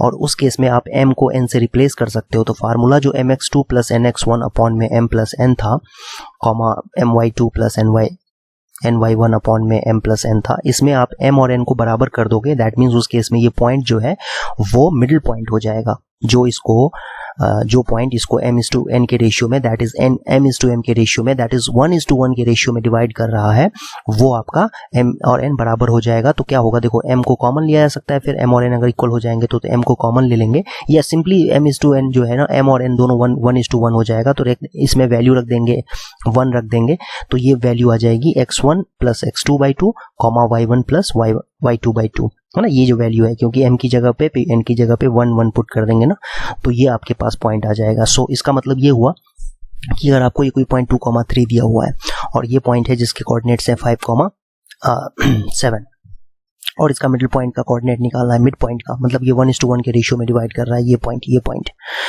तो इसका कोऑर्डिनेट क्या होगा, दोनों x कोऑर्डिनेट्स को ऐड करके 2 से डिवाइड कर देंगे, तो 5 प्लस 2 7 बाई 2 हो जाएगा। ऐसे ही 3 प्लस 7 10 बाई 2 कितना आएगा, 5 आएगा। तो ये जो पॉइंट होगा वो 7 बाई 2 5 होगा। तो आपको आई थिंक समझ में आया होगा, इस तरीके से करना होगा। नेक्स्ट है, देखो एक एग्जांपल देखते हैं सेक्शन फार्मूला के ऊपर। इसमें कह रहा है कि find the coordinates of the points which divide the line segment in the ratio of the points 4,-3 8,5 in the ratio 3:1 internally. इसका क्या मतलब हुआ, इसका मतलब ये हुआ कि आपको ये देखो ऐसे रफली अगर हम ड्रॉ कर देते हैं तो 4, ये हो गया 1 2 3 4 और फिर ये होगा 5 6 7 8, ऐसे रफली ड्रॉ कर दिया मैंने। और ये है 1 2 3, तो ये 4,-3 कहाँ होगा बच्चों, यहाँ पर कहीं पर 4,-3 होगा। और 8,5 है, तो ये रहा 1, ये रहा 2, ये है 3 4 5। उतना अच्छा नहीं हो पाया, उतने अच्छे से स्केलिंग नहीं किया मैंने, बट 8,5 है। और इसको कह रहा है कि इन दोनों को ज्वाइन करो, इस तरीके से इन दोनों पॉइंट को ज्वाइन कर दो। और फिर कह रहा है 3:1 के रेशियो में डिवाइड कर रहा है। 3:1 के रेशियो में डिवाइड करेगा 4,3 से, मतलब 3:1 का मतलब हुआ ये यहाँ पर कहीं पर पॉइंट आएगा। ये पार्ट 3 है, AC की वैल्यू 3 है और BC की वैल्यू 1 है, मतलब रेशियो दिया हुआ है 3:1 के रेशियो में डिवाइड करना है। तो अब कैसे निकलेगा ये, तो ये ऑब्वियसली देखो ये फार्मूला तो ये होता है mx2 प्लस nx1 अपॉन में m1 प्लस m2, इस तरीके से। तो ये आपका है x1, ये है x2, ये है y1, ये है y2, समझ रहे हो ये इस बात को। और ये है m और ये है n, तो फार्मूले में पुट ही तो करना है, ठीक है। फार्मूले में पुट करेंगे, देखो ये है आपका m1 और ये है m2। अच्छा, ये m1 m2 लिया हुआ है, ये मैंने mn बोल दिया था, तो ये m1 को आप समझ सकते हो m है और m2 को समझ सकते हो आप ये n है, ठीक है। इस तरीके से समझ सकते हैं हम mn। तो ये आपका m1 है, ये m2 है, या इसको आप m कह सकते हो, इसको n कह सकते हो, एक ही बात है, कोई फर्क नहीं पड़ता उससे। तो देखो ये m1 है अगर, तो m1 x2 होता है, ये आपका x2 है, ये क्या है बच्चों x2, और ये है y2, और ऐसे ही ये x1 है और ये y1 है। वैल्यू को मल्टीप्लाई करो, 3 8 जा कितना होता है 24, प्लस ये 1 into 4 कितना होगा 4 ही होगा, और अपॉन में 3 + 1 कितना होता है बच्चों 4 होता है, कॉमा फिर 3 को 5 से मल्टीप्लाई करेंगे 15, फिर आएगा 1 को -3 से मल्टीप्लाई करेंगे तो माइनस हो जाएगा, अपॉन में 3 + 1 4 ही होगा। सो ये जो सी कोऑर्डिनेट्स है, कोऑर्डिनेट्स को इस तरीके से भी लिखा जाता है, 3 लाइन ड्रॉ करके ना रिप्रेजेंट करने का तरीका है, रिप्रेजेंट करने का ये तरीका है। 24 + 4 कितना होगा 28, 28/4 कितना होगा 7, और ये कितना आएगा 12, 12/4 कितना होगा 3, तो 7, 3। तो एग्जैक्ट तो नहीं निकल पाया है हम, लेकिन देखो थोड़ा सा आप निकाल सोचोगे अगर इस तरीके से, तो ध्यान से देखो तो ये 7,3 ही है ये वैसे देखा जाता है ना, अप्रॉक्सीमेट, एग्जैक्ट तो नहीं कह सकते हैं क्योंकि स्केलिंग मैंने सही नहीं की है, बराबर डिस्टेंस पे नहीं लिया हुआ है, ये थोड़ा आगे पीछे हो गया है ना, ये लेंथ और ये लेंथ डेफिनेटली बराबर नहीं लग रहे हैं, तो इसीलिए थोड़ा सा एक्यूरेसी में कमी होगी, बट आपको समझ में आ गया होगा कि 3:1 इंटरनली। अच्छा, ये वर्ड जो यहाँ पर यूज किया हुआ है इंटरनली, इसका क्या मतलब हुआ, इंटरनली का मतलब हुआ कि ए और बी के बीच में है ये पॉइंट, ठीक है, जो पॉइंट 3:1 के रेशियो में डिवाइड कर रहा है वो ए और बी के बीच में है, ए और बी के बाहर भी हो सकता था, वो हम लोग अभी डिस्कस नहीं करेंगे, लेकिन आपको ये समझना है कि इंटरनली का मतलब होता है ए बी के बीच में है, अंदर है। ये क्वेश्चन था, इस तरीके से करना था। नेक्स्ट एग्जांपल देखो, इसमें पूछा जा रहा है आपसे कि in what ratio does the points -4,6 divide the line segment joining this, मतलब ये आपको, ये मैंने एक बार बताया था आपको कि कभी कभी ऐसा होता है कि आपको ये 2 पॉइंट्स जो है ये दिए होंगे, 2 पॉइंट्स दिए हुए हैं आपको, ये 3, -8, और इसको कोई एक तीसरा पॉइंट है -4,6, पता नहीं कहां पर होगा, तो -4,6 चलो मैं यहां ले लेता हूं, इस तरीके से सी पॉइंट ले लिया। अब सब कुछ दिया हुआ है, मतलब तीनों पॉइंट दिए हुए हैं, आपको रेशियो फाइंड करना है, ठीक है, ये रेशियो फाइंड करना है, तो रेशियो फाइंड जब करना होता है उसको k:1 ले लेना चाहिए, और फिर फार्मूले से, ठीक है, let the ratio be k:1, then अगर रेशियो हमने पता एज्यूम कर लिया है, देन सी का जो कोऑर्डिनेट होगा वो कैसे निकलेगा, k × 3k प्लस ये 1 × -6, तो कितना आ जाएगा -6, अपॉन में k+1, comma k × y coordinate तो -8k प्लस 6 × 10 कितना होता है 60, 6 × 10 अपॉन में k+1, तो ये आ गया आपका सी का coordinate. But according to question तो सी का कोऑर्डिनेट दिया हुआ है -4,6, आई होप समझ में आया होगा आपको, ठीक है, -4,6 दिया हुआ है ना, सो ये क्वांटिटी -4 के इक्वल हो जाएगा, या ये क्वांटिटी 6 के इक्वल कर दो, ऑब्वियसली दोनों केस में k की वैल्यू सेम ही आएगी, आप करके देख सकते हो, ठीक है, तो यहां के बाद हम ये कह सकते हैं कि 3k - 6/k+1 must be equal to -4, इसका मतलब ये हुआ 3k - 6 is equal to -4k -4 cross multiplication से, और फिर ये आ जाएगा 7k इज इक्वल टू 1, तो k की वैल्यू हो जाएगी, नहीं सॉरी 2 होगी ये वैल्यू, है ना, 6 इधर जाएगा तो 6 - 4 2 होता है, k की वैल्यू हो जाएगी 2/7, तो यही है, k ही तो निकालना था हमें, k/1, k:1 के रेशियो में डिवाइड कर रहा था, तो k ऑब्वियसली एक फ्रैक्शन में वैल्यू आएगी, सो हम कह सकते हैं कि 2:7 के रेशियो में डिवाइड करेगा, है ना, 2:7 के रेशियो में डिवाइड करेगा, तो लिखेंगे यहाँ पर -4,6 will divide -6,10 and 3,-8, line joining भी लिखना पड़ेगा यहाँ पर आपको, line joining this and this in the ratio 2:7। एक और एग्जांपल देखते हैं, कह रहा है कि find the coordinates of the point of trisection, the point dividing 3 equal parts of the line segment joining A, देखो ये ए है, इसके कोऑर्डिनेट्स हैं 2, -2, और ये एक बी पॉइंट है जिसके कोऑर्डिनेट्स है -7, 4, ठीक है, तो इसको 3 पार्ट में, इक्वल पार्ट में डिवाइड करना है, तो ये मान लेते हैं सी और डी वो पॉइंट्स हैं, सी और डी, तो इनके कोऑर्डिनेट्स हमें फाइंड करने हैं, ठीक है, तो अब सोचो जरा कि तीनों इक्वल पार्ट्स हैं ऑब्वियसली, तो ये जो एडी, अगर मैं एडी की बात करूं तो एडी बाय डीबी कितना हो जाएगा बच्चों, 2:1 हो जाएगा, ठीक है, ये 2:1 है, आप समझ सकते हो इस चीज को, जब ये ट्राइसेक्ट कर रहा है, 3 इक्वल पार्ट में डिवाइड कर रहा है, तो AD/DB जो है ऑब्वियसली 2:1 हो जाएगा, तो ये आपका M1 है और ये M2 है, और ये कोऑर्डिनेट्स दिए हुए हैं, तो D का कोऑर्डिनेट जो है सेक्शन फार्मूला से क्या आएगा, देखो 2 × -7 कितना होगा -14, फिर 1 × 2 कितना होगा +2, अपॉन में 2 + 1 3, फिर इसके बाद 2 × 4 कितना होगा 8, फिर 1 को मल्टीप्लाई करेंगे -2 से तो कितना आएगा -2, अपॉन में 2 + 1 तो 3, तो D का कोऑर्डिनेट आ गया, ये देख सकते हो आप यहाँ पर क्या आएगा बच्चों, -4, 8 में से 2 जाएगा 6/3 कितना होता है 2, तो D का कोऑर्डिनेट आ गया कितना -4, 2, ओके। अब C भी निकालना है ना, C जो है वो क्या है, मिड पॉइंट है, C मिड पॉइंट है किसका, C is mid point of AD, ठीक है। देयरफॉर C का जो कोऑर्डिनेट होगा वो A और D के x कोऑर्डिनेट्स का सम डिवाइड बाई 2 और -4 कितना होता है, सम करेंगे तो -2 और -2/2 कितना होगा, -1, कॉमा -2 और 2 कितना होगा, 0, 0/2 कितना होता है, 0। तो C का कोऑर्डिनेट क्या आ जाएगा, C का कोऑर्डिनेट ये आ गया, D का कोऑर्डिनेट ये आ गया। तो मतलब यही वो 3 पॉइंट्स हैं जो इसको ट्राइसेक्ट कर रहे हैं। तो आप इस बात से समझ सकते हो, ठीक है। इसको वेरीफाई करना चाहते हो तो वेरीफाई भी कर सकते हो। तो जैसे ये कोऑर्डिनेट हमने क्या निकाला है बच्चों, -1, 0। तो आप देख सकते हो कि जो AC की लेंथ होगी ना वही CD की लेंथ होगी, वही DB की लेंथ होगी। ये तो होता है ट्राइसेक्ट करना। ट्राइसेक्ट का मतलब 3 इक्वल पार्ट्स में डिवाइड कर देना, मतलब तीनों लेंथ बराबर होंगे। तो AC जब डिस्टेंस फार्मूला से निकालोगे, याद करो डिस्टेंस फार्मूला, 2 -1 तो कितना, 2 + 1 3, 3 का स्क्वायर कितना होता है 9, प्लस -2 और -0, -2 का स्क्वायर हो जाएगा तो 4√13 हो जाएगा। अब आप देखना यहाँ से कि CD जो है ना ये भी √13 ही आएगा। कैसे, C का कोऑर्डिनेट है -1, 0 और ये है -4, 2। तो -1 और -4 तो कितना होगा, +3 का स्क्वायर कितना होता है बच्चों 9, और फिर 0 -2 मतलब -2 का स्क्वायर कितना होगा 4, √13 ही आएगा। ऐसे ही आप DB निकालोगे तो वो भी इतना ही आएगा। कैसे, -4, 2 है और ये -4, 7, 4 है। तो -4 और ये -7, -7 तो +3 का स्क्वायर तो 9, और ऑब्वियसली 2 - 4 कितना होता है, -2 का स्क्वायर करेंगे तो कितना आ जाएगा, 4 आ जाएगा। तो ये भी √13 ही होगा। तो आप समझ सकते हो इस तरीके से करना था क्वेश्चन। आई होप ये क्लियर है। नेक्स्ट एग्जांपल देखते हैं सेक्शन फार्मूला के ऊपर ही बेस्ड। अलग अलग तरीके से आपको देखो क्वेश्चन थ्रो किया जा रहा है आपके ऊपर।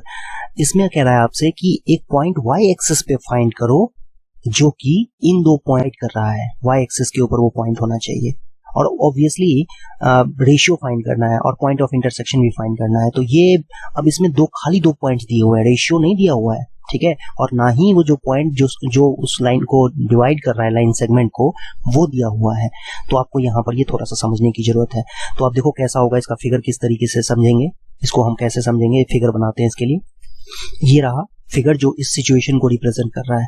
5, -6 और -1, 4 आपका ये दो पॉइंट्स गिवन है, और ये y एक्सिस को सपोज यहाँ पर कट कर रहा है। तो ऑब्वियसली y एक्सिस के ऊपर ना x कोऑर्डिनेट 0 होता है और y कोऑर्डिनेट को हमने p ले लिया है। अब ये p है हमें फाइंड करना है, तो हमें पॉइंट मिल जाएगा, पॉइंट ऑफ इंटरसेक्शन मिल जाएगा ये, और उसके साथ साथ फिर जब ये पॉइंट मिल जाएगा तो हमें ये रेशियो भी मिल जाएगा, BC/AC या AC/BC भी हमें मिल जाएगा, है ना।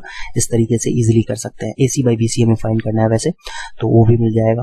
तो आप समझते हैं इसको करेंगे कैसे। तो सबसे पहली बात कि ये 0, P जो पॉइंट है उसके बेसिस पे हम इसको पहले रेशियो एज्यूम कर लेते हैं कि ये K:1 के रेशियो में डिवाइड कर रहा है। तो K:1 के रेशियो में अगर डिवाइड करेगा तो फिर ये C का कोऑर्डिनेट क्या होगा। तो देखो इस तरीके से जो फार्मूला होता है mx2 मतलब ये k × -1 प्लस 1 × 5 अपॉन में k+1, तो ये कर दिया। ऐसे ही k को -4 से मल्टीप्लाई करेंगे तो -4k होगा, और 1 को y कोऑर्डिनेट से -6 हो जाए, मल्टीप्लाई करेंगे, ऐड कर देंगे इसमें अपॉन में k+1। अब क्योंकि ये पॉइंट जो है y एक्सिस के ऊपर लाई कर रहा है, it lies on y axis, sorry y axis के ऊपर लाई कर रहा है, देयरफॉर x कोऑर्डिनेट क्या हो जाएगा इसका, 0 हो जाएगा। x कोऑर्डिनेट 0 मतलब ये पार्ट ये 0 हो जाएगा, तो क्रॉस मल्टीप्लिकेशन करोगे तो ये k+1 0 से मल्टीप्लाई होकर के 0 हो जाएगा, तो k की वैल्यू 5 आ जाएगी। तो इसका मतलब रेशियो आ गया 5:1। k की वैल्यू 5 आ गई तो उससे ये y कोऑर्डिनेट भी आ जाएगा, यही तो आपका p है, यही वैल्यू क्या है, p के बराबर है, ठीक है।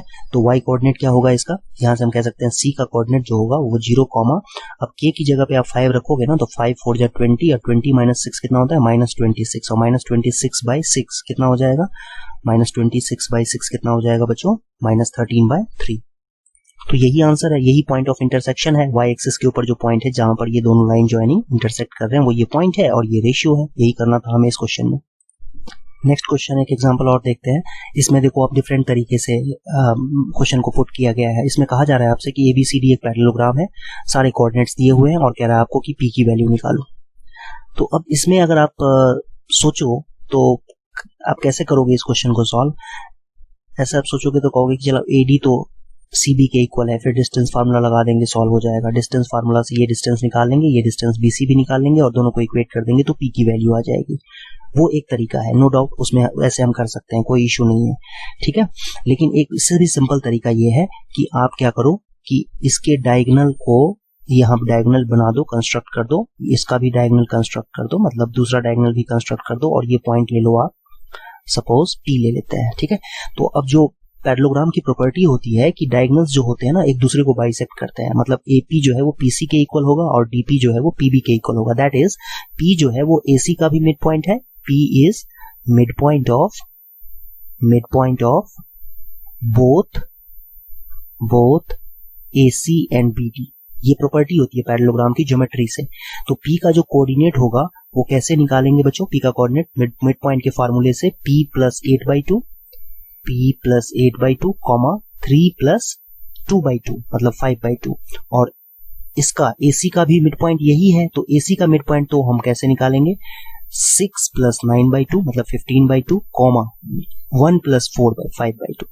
ऑब्वियसली 5/2 तो बराबर है ही। दो ऑर्डर्ड पेयर्स कब इक्वल होते हैं? दो ऑर्डर्ड पेयर्स है ना, ये ऑर्डर्ड पेयर्स हैं, x, y के फॉर्म में लिखा हुआ है। दो ऑर्डर्ड पेयर्स तब इक्वल होते हैं जब उनके एब्सिसा भी आपस में बराबर हो, मतलब 15/2 P + 8/2 के इक्वल हो जाएगा, तभी ये दोनों इक्वल होंगे। दैट मीन्स इससे क्या आएगा? P की वैल्यू 8 इधर जाके माइनस होगा तो 7 आ जाएगा। तो यही है P की वैल्यू, इस तरीके से निकाल सकते हैं इजीली।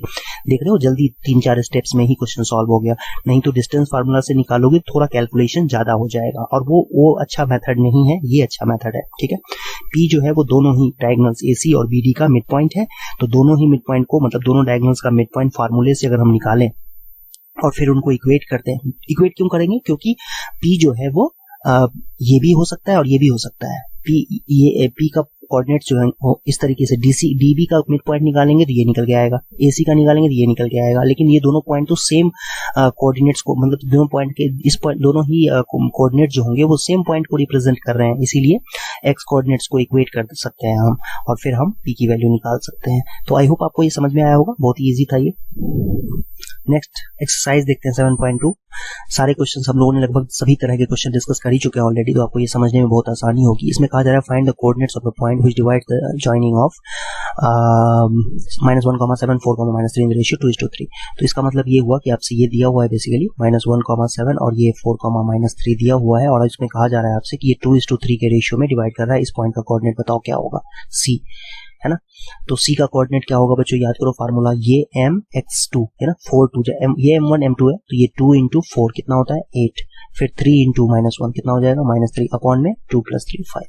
फिर इसके बाद 2 × -3 कितना होगा? -6। और फिर 3 × 7 कितना आएगा? 21 अपॉन में 2 + 3 5 हो जाएगा।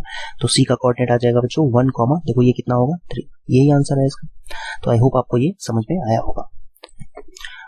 इसमें सेकंड पार्ट देखते हैं। सेकंड पार्ट में कहा जा रहा है ट्राई सेक्शन वाला। तो ट्राई सेक्शन का एग्जांपल हमने किया था अभी थोड़ी देर पहले, तो आपको समझ में आ जाएगा। ये 4, -1 एक पॉइंट है, -2, -3 दूसरा पॉइंट है, और इसको ट्राई सेक्शन है, मतलब C और D दो पॉइंट्स AB के बीच में आएंगे, सच दैट वो तीनों डिस्टेंसेस इक्वल होंगे, AC, CD और DB इक्वल होंगे।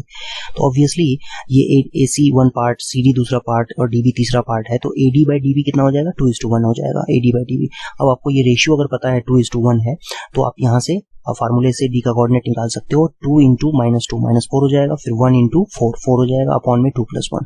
ऐसे ही 2 × -3 -6 हो जाएगा, फिर 1 × -1 -1 होगा अपॉन में 2 + 1। तो ये 0 हो जाएगा और ये आ जाएगा -7 अपॉन में 3 तो ये D का कोऑर्डिनेट यही है। ठीक है, अब इसके बाद C जो है वो मिड पॉइंट है। C is mid point of AD।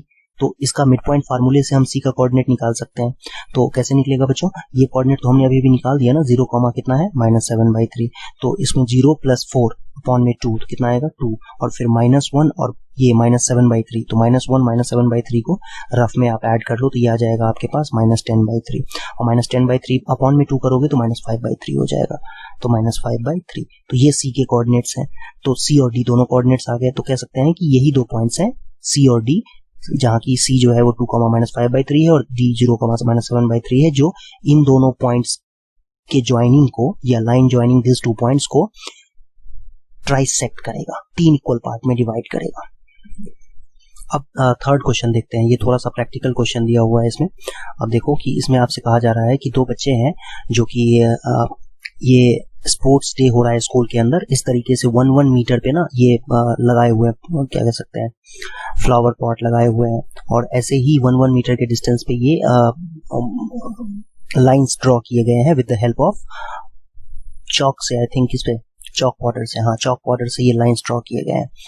और उसके बाद निहारिका जो है वो सेकेंड लाइन पे, सेकेंड लाइन मतलब चॉक वाली जो लाइन, ऐसे कहते हैं चूना बोलते हैं, चूना जो चूने की लाइन बनी हुई है ना, तो उस पे वो दौड़ रही है और 1/4 डिस्टेंस दौड़ती है। तो भाई सिंपल सी बात है कि 100 फ्लावर्स लगे हुए हैं, इसका मतलब 100 मीटर डिस्टेंस है, तो 100 मीटर डिस्टेंस पे का 1/4 कितना होता है 25 मीटर जो है वो कवर कर लेगी। 25 मीटर का मतलब यहाँ पर कहीं पर आकर के उसने अपना फ्लैग लगा दिया।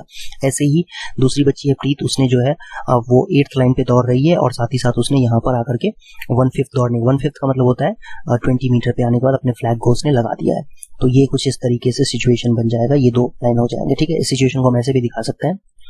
ठीक है, तो आप देख सकते हो इस तरीके से कि इस तरीके से आप प्रेजेंट करोगे इसको, तो ये 2,25 ये पॉइंट आएगा। ऑब्वियसली सेकंड लाइन पे दौड़ रही है तो ये 2,25 हो जाएगा और दूसरी बच्ची जो दौड़ रही है वो 8,20 हो जाएगा, क्योंकि उसने 1/5 डिस्टेंस ट्रैवल किया है। अब ये डिस्टेंस हो गया दोनों के बीच का, तो वो डिस्टेंस तो आप इजीली फाइंड कर सकते हो। कैसे फाइंड कर सकते हो बच्चों? आसान है कि ये पाइथागोरस थ्योरम से डिस्टेंस फार्मूला से निकाल सकते हैं, है ना।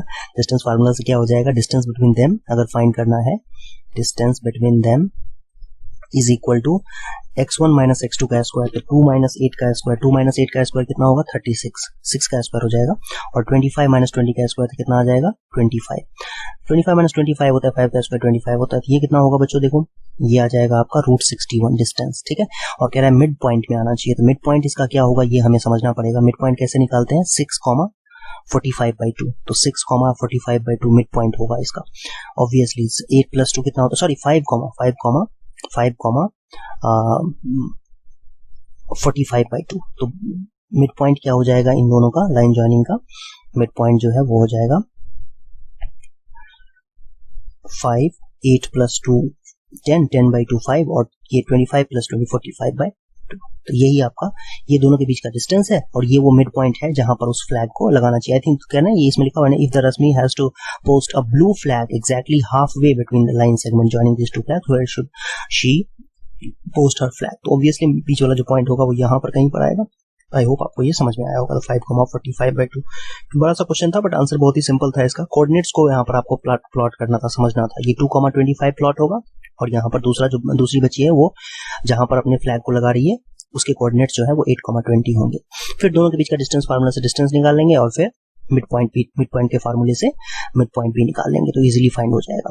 आई होप आपको ये समझ में आया होगा। चल देखते हैं, इसमें लिखा हुआ है find the ratio in which the line segment joining -3,10 and 6,-8 is divided by -1,6। इसका मतलब ये हुआ कि इसमें आपको -3,10 एक पॉइंट दिया हुआ है, दूसरा पॉइंट भी दिया हुआ है 6,-8 और तीसरा पॉइंट भी दिया हुआ है जो इसको डिवाइड कर रहा है। रेशियो फाइंड करना है तो रेशियो को k/1 ले लेते हैं। Let ratio be k/1, then c के जो कोऑर्डिनेट्स होंगे वो क्या निकलेंगे, k × 6 मतलब 6k और फिर 1 × -3 तो -3 में k + 1, कॉमा k × -8 तो -8k + 10 k + 1, और यही इक्वल दिया हुआ है ना किसके, यही इक्वल दिया हुआ है -1,6 के।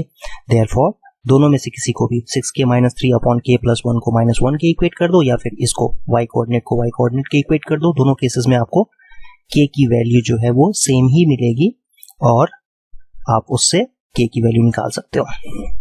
तो क्रॉस मल्टीप्लीकेशन करेंगे बच्चों तो क्या आ जाएगा, -k - 1 और फिर 7k = 2 और k की वैल्यू आ जाएगी 2/7। तो यही रेशियो है। ठीक है, यही आपका आंसर होगा इस क्वेश्चन का। 4th क्वेश्चन बहुत ही आसान था। नेक्स्ट 5th नंबर क्वेश्चन देखो, इसमें लिखा हुआ है कि a और b 2 पॉइंट्स हैं 1, -5 एंड -4,5 जिसके कोऑर्डिनेट्स हैं x एक्सिस पे कहीं पर कट कर रहा है। तो x एक्सिस पे कट करेगा तो उसका y कोऑर्डिनेट 0 होगा। कह रहा है कि इसमें रेशियो भी निकालो और पॉइंट ऑफ इंटरसेक्शन भी निकालो। तो रेशियो एज्यूम कर लेते हैं k/1 है।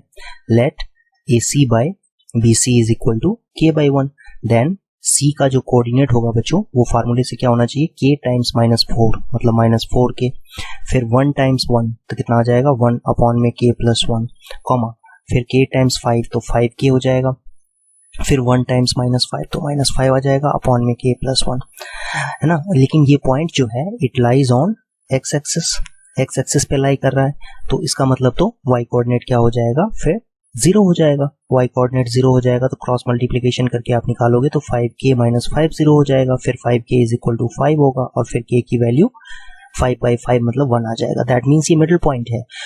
k की वैल्यू 1 आ रही है, दैट मीन्स ये 1:1 के रेशियो में कट कर रहा है, तो इसका मतलब ये हुआ कि ये मिडिल पॉइंट है। दस रेशियो जो होगा बच्चों ये आ जाएगा आपका रेशियो 1:1।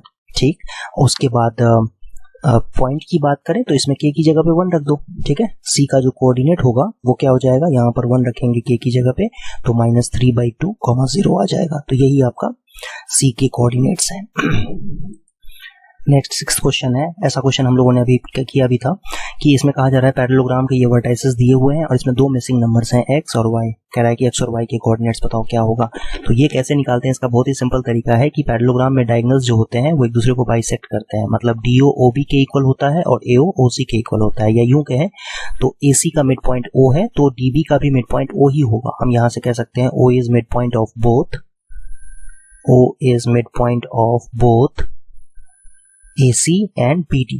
ठीक है, तो जो कोऑर्डिनेट्स निकल के आएगा दैट इज कोऑर्डिनेट्स जो निकल के आएगा, देखो AC का कोऑर्डिनेट क्या होगा, AC के जो मिड पॉइंट का कोऑर्डिनेट्स मतलब AC का मिड पॉइंट का कोऑर्डिनेट क्या होगा 1 + x/2 कॉमा 2 + 6/2 मतलब 4। आई होप समझ में आया होगा। और यही आपका इक्वल होना चाहिए DB के मिड पॉइंट के, मतलब 4 + 3 7/2 कॉमा 5 + y/2। ठीक है बच्चों, तो इस तरीके से अब ये दो कोऑर्डिनेट्स इक्वल हैं, तो इनफैक्ट ऐसे भी कह सकते हैं कि दो ऑर्डर्ड पेयर इक्वल्स हैं, तो इनके एक्स कोऑर्डिनेट्स या एब्सिसा जो होंगे वो भी इक्वल होंगे और एब्सिसा भी इक्वल होंगे और ऑर्डिनेट्स भी इक्वल होंगे। तो यहाँ से आप देख सकते हो कि ये 2 से 2 कैंसिल हो जाएगा तो x की वैल्यू 6 आ जाएगी। ऐसे ही y कोऑर्डिनेट्स भी इक्वल होंगे, मतलब 4 = 5 + y/2 के इक्वल होगा। तो 5 + y या y + 5 जो है वो क्रॉस मल्टीप्लिकेशन से 8 के इक्वल आ जाएगा, तो y की वैल्यू 3 हो जाएगी। तो x is 6 and y is 3, यही आपका आंसर है इस क्वेश्चन में। नेक्स्ट क्वेश्चन 7th नंबर देखो, इसमें लिखा हुआ है कि डायामीटर है AB एक सर्कल का, उसका सेंटर है सेंटर के कोऑर्डिनेट्स है 2, -3 और जो B पॉइंट है उसके कोऑर्डिनेट्स हैं 1, 4। तो A के कोऑर्डिनेट्स निकालो। तो उसके लिए हम क्या करेंगे, A के कोऑर्डिनेट्स को x, y ले लेते हैं। अब क्योंकि सेंटर मिडिल पॉइंट होता है डायामीटर का, आपको पता ही है ये, तो मिड पॉइंट का फार्मूला यूज करेंगे, मतलब x + 1/2 जो है वो 2 के इक्वल होगा और y + 4/2 -3 के इक्वल होगा। सॉल्व कर लेंगे तो x और y की वैल्यू आपको मिल जाएगी 3 और -10 रेस्पेक्टिवली। तो यही आपका आंसर है इस केस में। नेक्स्ट क्वेश्चन देखो 8th नंबर, इसमें कहा जा रहा है आपसे कि A और B हैं दो पॉइंट्स, इसके कोऑर्डिनेट्स इस तरीके से दिए हुए हैं और P इसके बीच में कहीं पर पॉइंट है सच दैट AP/AB दिया हुआ है 3/7, मतलब ये पार्ट 3 पार्ट है तो ये पूरा पार्ट AB 7 है। तो ऑब्वियसली ये बीच वाला पार्ट कितना हो जाएगा, 4 पार्ट हो जाएगा। ये छोटा पार्ट 3 है और पूरा पार्ट 7 है, तो ये कितना होगा 4 पार्ट होगा। दैट मीन्स AP/PB का जो रेशियो होगा वो 3/4 आ जाएगा। तो ये आपको 3:4 के रेशियो में दिया हुआ है। P के कोऑर्डिनेट्स निकालने हैं, तो P का कोऑर्डिनेट का फार्मूला याद करो क्या होता है, 3 × 2 6 हो जाएगा, फिर 4 × -2 -8 होगा, अपॉन में 3 + 4 7। ऐसे ही 3 × -4 -12 होगा और फिर ये 4 × -2 -8 होगा, अपॉन में 7। तो ये आप सिंप्लीफाई करोगे तो ये आ जाएगा -2/7 -20/7। यही आपका आंसर है 8th क्वेश्चन का, यही करना था इसमें। 9th क्वेश्चन देखते हैं, इसमें लिखा हुआ है कि find the coordinates of the points which divide the line segment joining this in 4 equal parts. तो अब ये देखो 9th क्वेश्चन का पहला पार्ट। 9th क्वेश्चन में A है -2, 2 और B के कोऑर्डिनेट्स दिए हुए हैं 2, 8 और हमें 4 पॉइंट्स निकालने हैं जो इनको इक्वल पार्ट्स में CDE, ये 3 पॉइंट्स, आई एम सॉरी 4 नहीं 3 पॉइंट्स निकालने हैं जो इसको 4 पार्ट में इक्वल पार्ट में डिवाइड कर देगा। ठीक है, तो सबसे पहले तो ये समझते हैं कि D जो है ना वो मिड पॉइंट है। D मिड पॉइंट है किसका, AB का। तो D के कोऑर्डिनेट तो बड़ी आसानी से निकल के आ जाएगा, कैसे, मिड पॉइंट के फार्मूले से, -2 + 2/2 तो 0 हो जाएगा, 2 + 8/2 तो 10/2 मतलब 5 हो जाएगा। तो D के कोऑर्डिनेट तो ऐसे ही आ गए। अब जब D के कोऑर्डिनेट 0, 5 आ गए हैं तो C मिड पॉइंट है AD का, C is mid point of AD। तो इससे आप C के कोऑर्डिनेट्स को फाइंड कर सकते हो, कैसे, 0 + 0 और -2 को ऐड करेंगे तो -2/2 आ जाएगा, -1। ऐसे ही 2 + 5 को ऐड करेंगे, 2 से डिवाइड कर देंगे तो ये आ जाएगा 7/2। और सिमिलरली जो है E के जो कोऑर्डिनेट्स हैं वो भी आ जाएंगे इसी तरीके से। E के कोऑर्डिनेट्स क्या होंगे बच्चों, 0 + 2/2 मतलब 1 और 5 + 8/2 13/2। तो यही वो 3 पॉइंट्स हैं DE और CDE जो इस लाइन सेगमेंट को, AB लाइन सेगमेंट को 4 इक्वल पार्ट में डिवाइड कर रहे हैं। 10th क्वेश्चन देखो, इसमें लिखा हुआ है कि रोम्बस के चारों वर्टाइसेस दिए हुए हैं, इसका एरिया फाइंड करना है। तो रोम्बस का एरिया होता है हाफ इंटू D1 D2। ठीक है, तो इसके लिए आपको करना क्या होगा, पहले तो आपको डायगोनल्स की लेंथ फाइंड करनी पड़ेगी डिस्टेंस फार्मूला से। AC की लेंथ फाइंड कर लो, वो डिस्टेंस फार्मूला से √32 आएगा जिसको 4√2 लिख सकते हैं। ऐसे ही BD की लेंथ फाइंड कर लो तो वो √72 होगा जिसको 6√2 लिख सकते हैं, और फिर फार्मूले में पुट कर दो तो ये आ जाएगा 1/2 4√2 इंटू 6√2, और ये √2 होता है तो 2 से 2 कैंसिल हो जाएगा, तो 6 4 जा 24 यूनिट स्क्वायर। यही आपका आंसर है। ठीक है, नेक्स्ट टॉपिक देखेंगे हम लोग, एरिया ऑफ ट्राइंगल।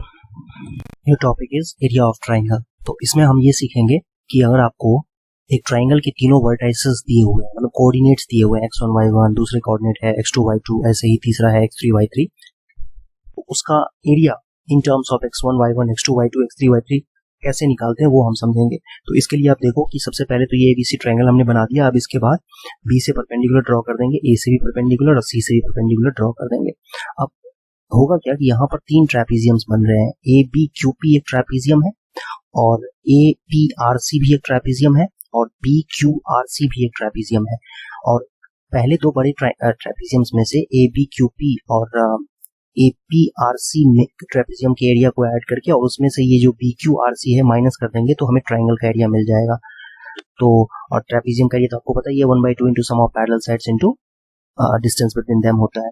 तो देखो ध्यान से कि ये जो ट्रेपीजियम है ABQP, इसकी पैरेलल साइड्स क्या क्या है, y1, और ये क्या है यहाँ पर y2, और डिस्टेंस बिटवीन देम मतलब QP कितना होगा, QP होगा x1 माइनस x2। ये पूरी लेंथ x1 है और ये x2 है, तो x1 माइनस x2 हो जाएगा। वही लिखा हुआ है y2 plus y1 sum of parallel sides, और डिस्टेंस बिटवीन देम हो जाएगा x1 माइनस x2। सिमिलरली ये जो दूसरा ट्रेपीजियम है APRC, इसमें भी सेम लॉजिक कि जो उसके पैरेलल साइड्स हैं वो y1 और y3 हैं, तो y1 प्लस y3, और डिस्टेंस बिटवीन देम जो है वो हो जाएगा x3 माइनस x1। ये जो PR लेंथ है ना, PR लेंथ कैसे निकालेंगे, इस पूरे में से OR में से OP को माइनस कर देंगे, तो OP है y1 और OR है y3, तो y3 माइनस y1। सिमिलरली ये वाला निकाल लेंगे, फिर इसको सिंप्लीफाई करेंगे तो ये रिजल्ट आएगा 1/2 into x1 into y2 minus y3 plus x2, तो y3 माइनस y1। ये साइक्लिकल है, देखो ध्यान से, 1 है, फिर 2 है, फिर 3 है, फिर 2 3 1, फिर 3 1 2, इस तरीके से साइकिल चल रहा है ना, 1 2 3 है इस तरीके से।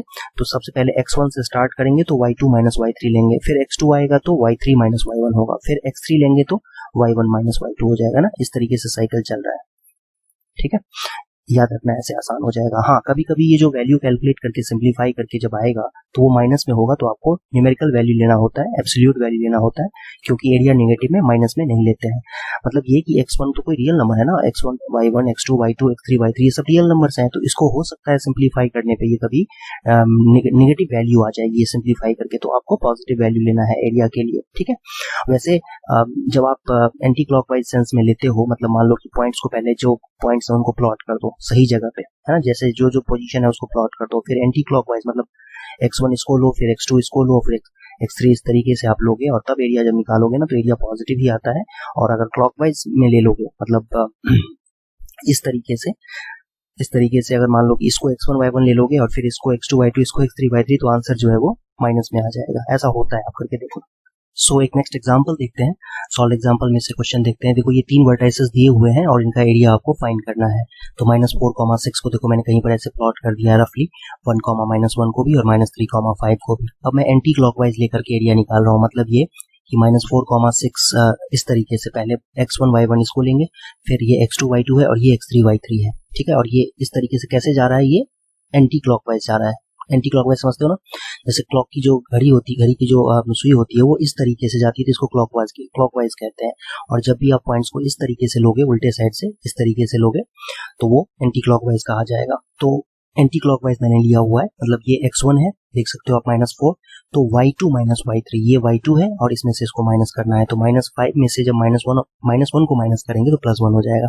फिर x2 यही है, तो -3 इंटू y3 माइनस y1, मतलब -1 और -6 देख सकते हो आप। फिर इसके बाद ये x3 लेंगे तो y1 माइनस y2, तो 6 माइनस ऑफ -5, तो 6 + 5 हो जाएगा। और फिर इसको सिंप्लीफाई कर लो तो ये -5 और +1 -4 होगा, -4 और -4 को मल्टीप्लाई करें 16 हो जाएगा। ऐसे ही ये -7 है और -3 से मल्टीप्लाई प्लस 21 हो जाएगा, और 6 5 11 होता है। इसको सिंप्लीफाई कर लोगे तो 25 यूनिट स्क्वायर आंसर आ जाएगा। आप देख सकते हो इस तरीके से 24 यूनिट स्क्वायर, यही आपका आंसर है। मतलब ये कि इन तीनों पॉइंट से मिलकर के जो ट्राइंगल बन रहा है उसका एरिया निकालेंगे तो 24 यूनिट स्क्वायर हो जाएगा। अब इंटरेस्टिंग फैक्ट ये है कि अगर आप पॉइंट को एंटी क्लॉकवाइज सेंस में लेते हो, ठीक है, ये एंटी क्लॉकवाइज लेकर के मैंने एरिया निकाला हुआ है, देखो ये एरिया ही निकाला हुआ है, बट कैसे एंटी क्लॉकवाइज है, मैंने क्या किया, पहले ये x1 y1 ले लिया, फिर इसको x2 y2 ले लिया और इसको x3 y3 ले लिया, मतलब मैं इस तरीके से चल रहा हूँ, एंड क्लॉकवाइज चल रहा हूँ। ये सॉरी ये क्लॉकवाइज है, ये एंटी क्लॉकवाइज नहीं है, ये क्लॉकवाइज है, और ये हमने एंटी क्लॉकवाइज ऊपर वाला लिया हुआ था। तो ये क्लॉकवाइज सेंस में अगर हम लेते हैं तो इस तरीके से ये x1 y1, ये x2 y2 और x3 y3, तो देखो क्या होगा, ये x1 ले लिया, y2 माइनस y3, तो मतलब -1 माइनस ऑफ -5 मतलब +5 हो जाएगा, फिर ये x2 मतलब 1 और y3 माइनस y1 तो -5 एंड -6 ये आ जाएगा, फिर x3 y1 माइनस y2 तो 6 ऑफ -1 हो जाएगा, और फिर इसको आप सिंप्लीफाई करोगे ना तो -24 यूनिट स्क्वायर आएगा। देखो माइनस में आंसर आ रहा है, बट यस हमें एरिया जो लेना होता है वो नेगेटिव नहीं होता है, area can not be negative, इसीलिए हम कहेंगे area can not be negative, therefore area जो होगा वो 24 ही आएगा, 24 यूनिट स्क्वायर ही होगा। तो आप समझ पा रहे होगे इस तरीके से, है ना। वैसे ये इंपॉर्टेंट नहीं है कि क्लॉकवाइज लेना है, एंटी क्लॉकवाइज लेना है, आप कैसे भी ले लो, और उसके बाद अगर माइनस में एरिया आ रहा है तो उसको आप प्लस कर दो, क्योंकि आप ये क्लेम करोगे कि एरिया जो है वो माइनस में नहीं हो सकता है, ये क्लेम करके और फिर ये लिख करके और ये फिर आप आगे बढ़ो और एरिया का वैल्यू पॉजिटिव में लिख दो, हो गया, दैट्स इट। एक और एग्जांपल देखते हैं। अच्छा देखो, अब मैं एंटी क्लॉकवाइज नहीं, ऐसे मैं निकाल देता हूँ, एरिया निकालते हैं। तो एरिया का फॉर्मूला क्या होता है बच्चों, 1/2 इंटू x1, तो x1 का मतलब ये ले लेते हैं x1, चलो x1 y1, x2 y2, x3 y3, तो x1 अगर 5 लेते हैं तो y2 माइनस y3 होगा, फिर 7 माइनस ऑफ -4 हो जाएगा, तो 7 माइनस ऑफ -4 का मतलब 7 प्लस 4 हो जाएगा, फिर x2 आएगा, फिर क्या लेंगे -4 y3 माइनस y1 मतलब -4 -2, फिर x3 लेंगे और फिर y1 माइनस y2 2 माइनस 7। तो इसको जब सिंप्लीफाई करोगे आप तो ये देखो क्या आएगा 55, और ये आएगा 4 2 6 4 जा 24 -24, और ये आएगा -5 35, दैट मीन्स ये आ गया 1/2 और -4 मल्टीप्लाई करेंगे 2 से तो कैंसिल हो जाएगा, -2 यूनिट स्क्वायर आएगा। बट यहाँ पर आप देखो माइनस में आंसर आ रहा है, यहाँ पर लिखेंगे area can not be negative, area can not be negative, therefore area is equal to 2 unit square. ये आपका आंसर होना चाहिए, यही आपका आंसर होना चाहिए, ठीक है, 2 यूनिट स्क्वायर। और माइनस में क्यों आया है, ये माइनस में आंसर क्यों आया हुआ है, तो आप ये समझ सकते हो इस तरीके से कि जो पॉइंट को प्लॉट करोगे ना, तो ये ए यहाँ पर 5,2 कहीं पर होगा, ये बी जो है 4,7 होगा, और सी 7,-4 कहीं इस तरीके से होगा। सो बेसिकली आपने क्या लिया हुआ है, इस तरीके से देखो ये पॉइंट्स लिए ना, ए फिर बी फिर सी, तो क्लॉकवाइज लिया हुआ है, इसीलिए इसका आंसर माइनस में आ रहा था, है ना। फिर मैं फिर से कह रहा हूँ कि ये इतना इंपॉर्टेंट नहीं है, बस आप कैसे भी निकाल दो, ठीक है, क्लॉकवाइज एंटी क्लॉकवाइज छोड़ो, कैसे भी निकाल दो, एरिया माइनस में जब आ जाए तो आप इसमें ये सेंटेंस लिख करके और फिर एरिया को प्लस में लिख दो, फिर आंसर यही हो जाएगा। तो ये तरीका है करने का इस क्वेश्चन को। नेक्स्ट एग्जांपल देखते हैं। इसमें देखो, इसमें कहा है एरिया फाइंड करने के लिए, तो इसका एरिया निकालेंगे कैसे, 1/2 वही फार्मूला जो होता है x1 मतलब -1.5 इंटू y2 माइनस y3, तो -2 एंड -4, -2 एंड -4, फिर आएगा फिर x2 के बाद ये होता है y3 माइनस y1 मतलब 4 में से 3 माइनस करेंगे, तो 4 में से 3 माइनस 1 आएगा, फिर आएगा x3 का मतलब ये -3, और ये हो जाएगा फिर y1 माइनस y2, तो 3 में से -2 को माइनस करना है तो +2 बन जाएगा, ये है ना, ये डिवीजन नहीं है, माइनस है, ओके। तो 1/2 और फिर ये देखो सिंप्लीफाई करेंगे तो ये कितना हो जाएगा 4 2 6 -6 और -6 और माइनस तो प्लस हो जाएगा पहले, और फिर 1.5 को 6 से मल्टीप्लाई करें तो 9 आ जाएगा, और ये हो जाएगा 6, और ये देखो कितना होगा 3 2 5 में 5 को -3 से मल्टीप्लाई करेंगे तो 15 -15, 9 6 15 -15 0 हो जाएगा। तो एरिया 0 हो गया, वेरी गुड, एरिया 0 हो रहा है यहाँ पर। तो आप कह सकते हो कि ये जो तीनों पॉइंट्स है ना, ये तीनों पॉइंट्स कोलिनियर हो जाएंगे, है ना। एरिया जब भी 0 हो जाता है, एरिया ऑफ ट्राइंगल 0 का मतलब होता है area of triangle formed by 3 points is 0, then we can say these points are collinear, ठीक है, are collinear का मतलब एक लाइन में आ जाएंगे, ठीक है। इस तरीके से ट्रायंगल बनाने के लिए क्या होता है, जैसे एक दूसरा पॉइंट है, तीसरा पॉइंट इस लाइन पे नहीं होना चाहिए, लाइन से बाहर होना चाहिए, यहाँ होना चाहिए तब ट्रायंगल बन पाएगा, चाहे यहाँ चाहे कहीं पर भी, यहाँ कहीं पर, लाइन पे नहीं होना चाहिए बस। तो ये लेकिन होगा, इसमें क्या हो रहा है, एरिया ऑफ ट्रायंगल 0 आ रहा है, इसका मतलब तीसरा पॉइंट कहीं यहाँ पर होगा, तभी तो एरिया ऑफ ट्रायंगल 0 हो रहा है इस तरीके से। सो हम कह सकते हैं यहाँ से कि एरिया ऑफ ट्रायंगल 0 है, इसीलिए पॉइंट्स कोलिनियर होंगे। और इस तरीके कोलिनियरिटी को प्रूव करने के लिए आपको कभी कभी क्वेश्चन में कहा जाएगा, अगला ही क्वेश्चन हम देखेंगे जिसमें आपसे कहा जाएगा कि प्रूव करो कि पॉइंट्स कोलिनियर हैं, या चेक करो पॉइंट्स कोलिनियर है। तो कोलिनियर होने के लिए 3 पॉइंट्स कोलिनियर होने के लिए एरिया ऑफ ट्राइंगल को 0 होना चाहिए। ठीक है, ये कंडीशन है। देखो यही वो एग्जांपल है, कह रहा है कि find the value of k if this points are collinear.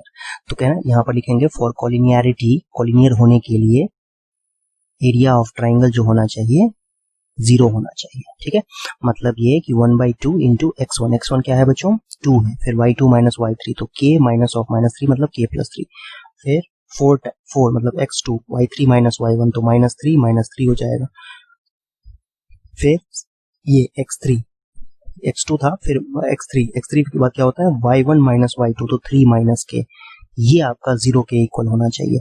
अब 1/2 है, 2 तो क्रॉस मल्टीप्लीकेशन से यहाँ 0 से मल्टीप्लाई होकर 0 ही हो जाएगा, फिर इसको देखो सिंप्लीफाई कर लो, 2 को k से मल्टीप्लाई करोगे तो 2k होगा, फिर 6 आएगा, फिर ये 3 3 6 होता है, 6 4 जा 24 माइनस साइन के साथ, फिर 6 3 जा 18, फिर minus 6k is equal to 0, और इसको सिंप्लीफाई करेंगे तो माइनस 4k आएगा, और ये देखो 18 6 24 होता है, माइनस 24 है, तो कैंसिल ही हो गए सारे, 0 के इक्वल आ गया, तो k की वैल्यू क्या होगी बच्चों 0, है ना, 0/-4 मतलब 0 ही आएगा, तो k की वैल्यू 0 होगी। जब k की वैल्यू 0 लेंगे ना तब ये 3 पॉइंट्स जो है ये कोलिनियर होंगे, तो यही इसका आंसर है, k की वैल्यू 0 होगी।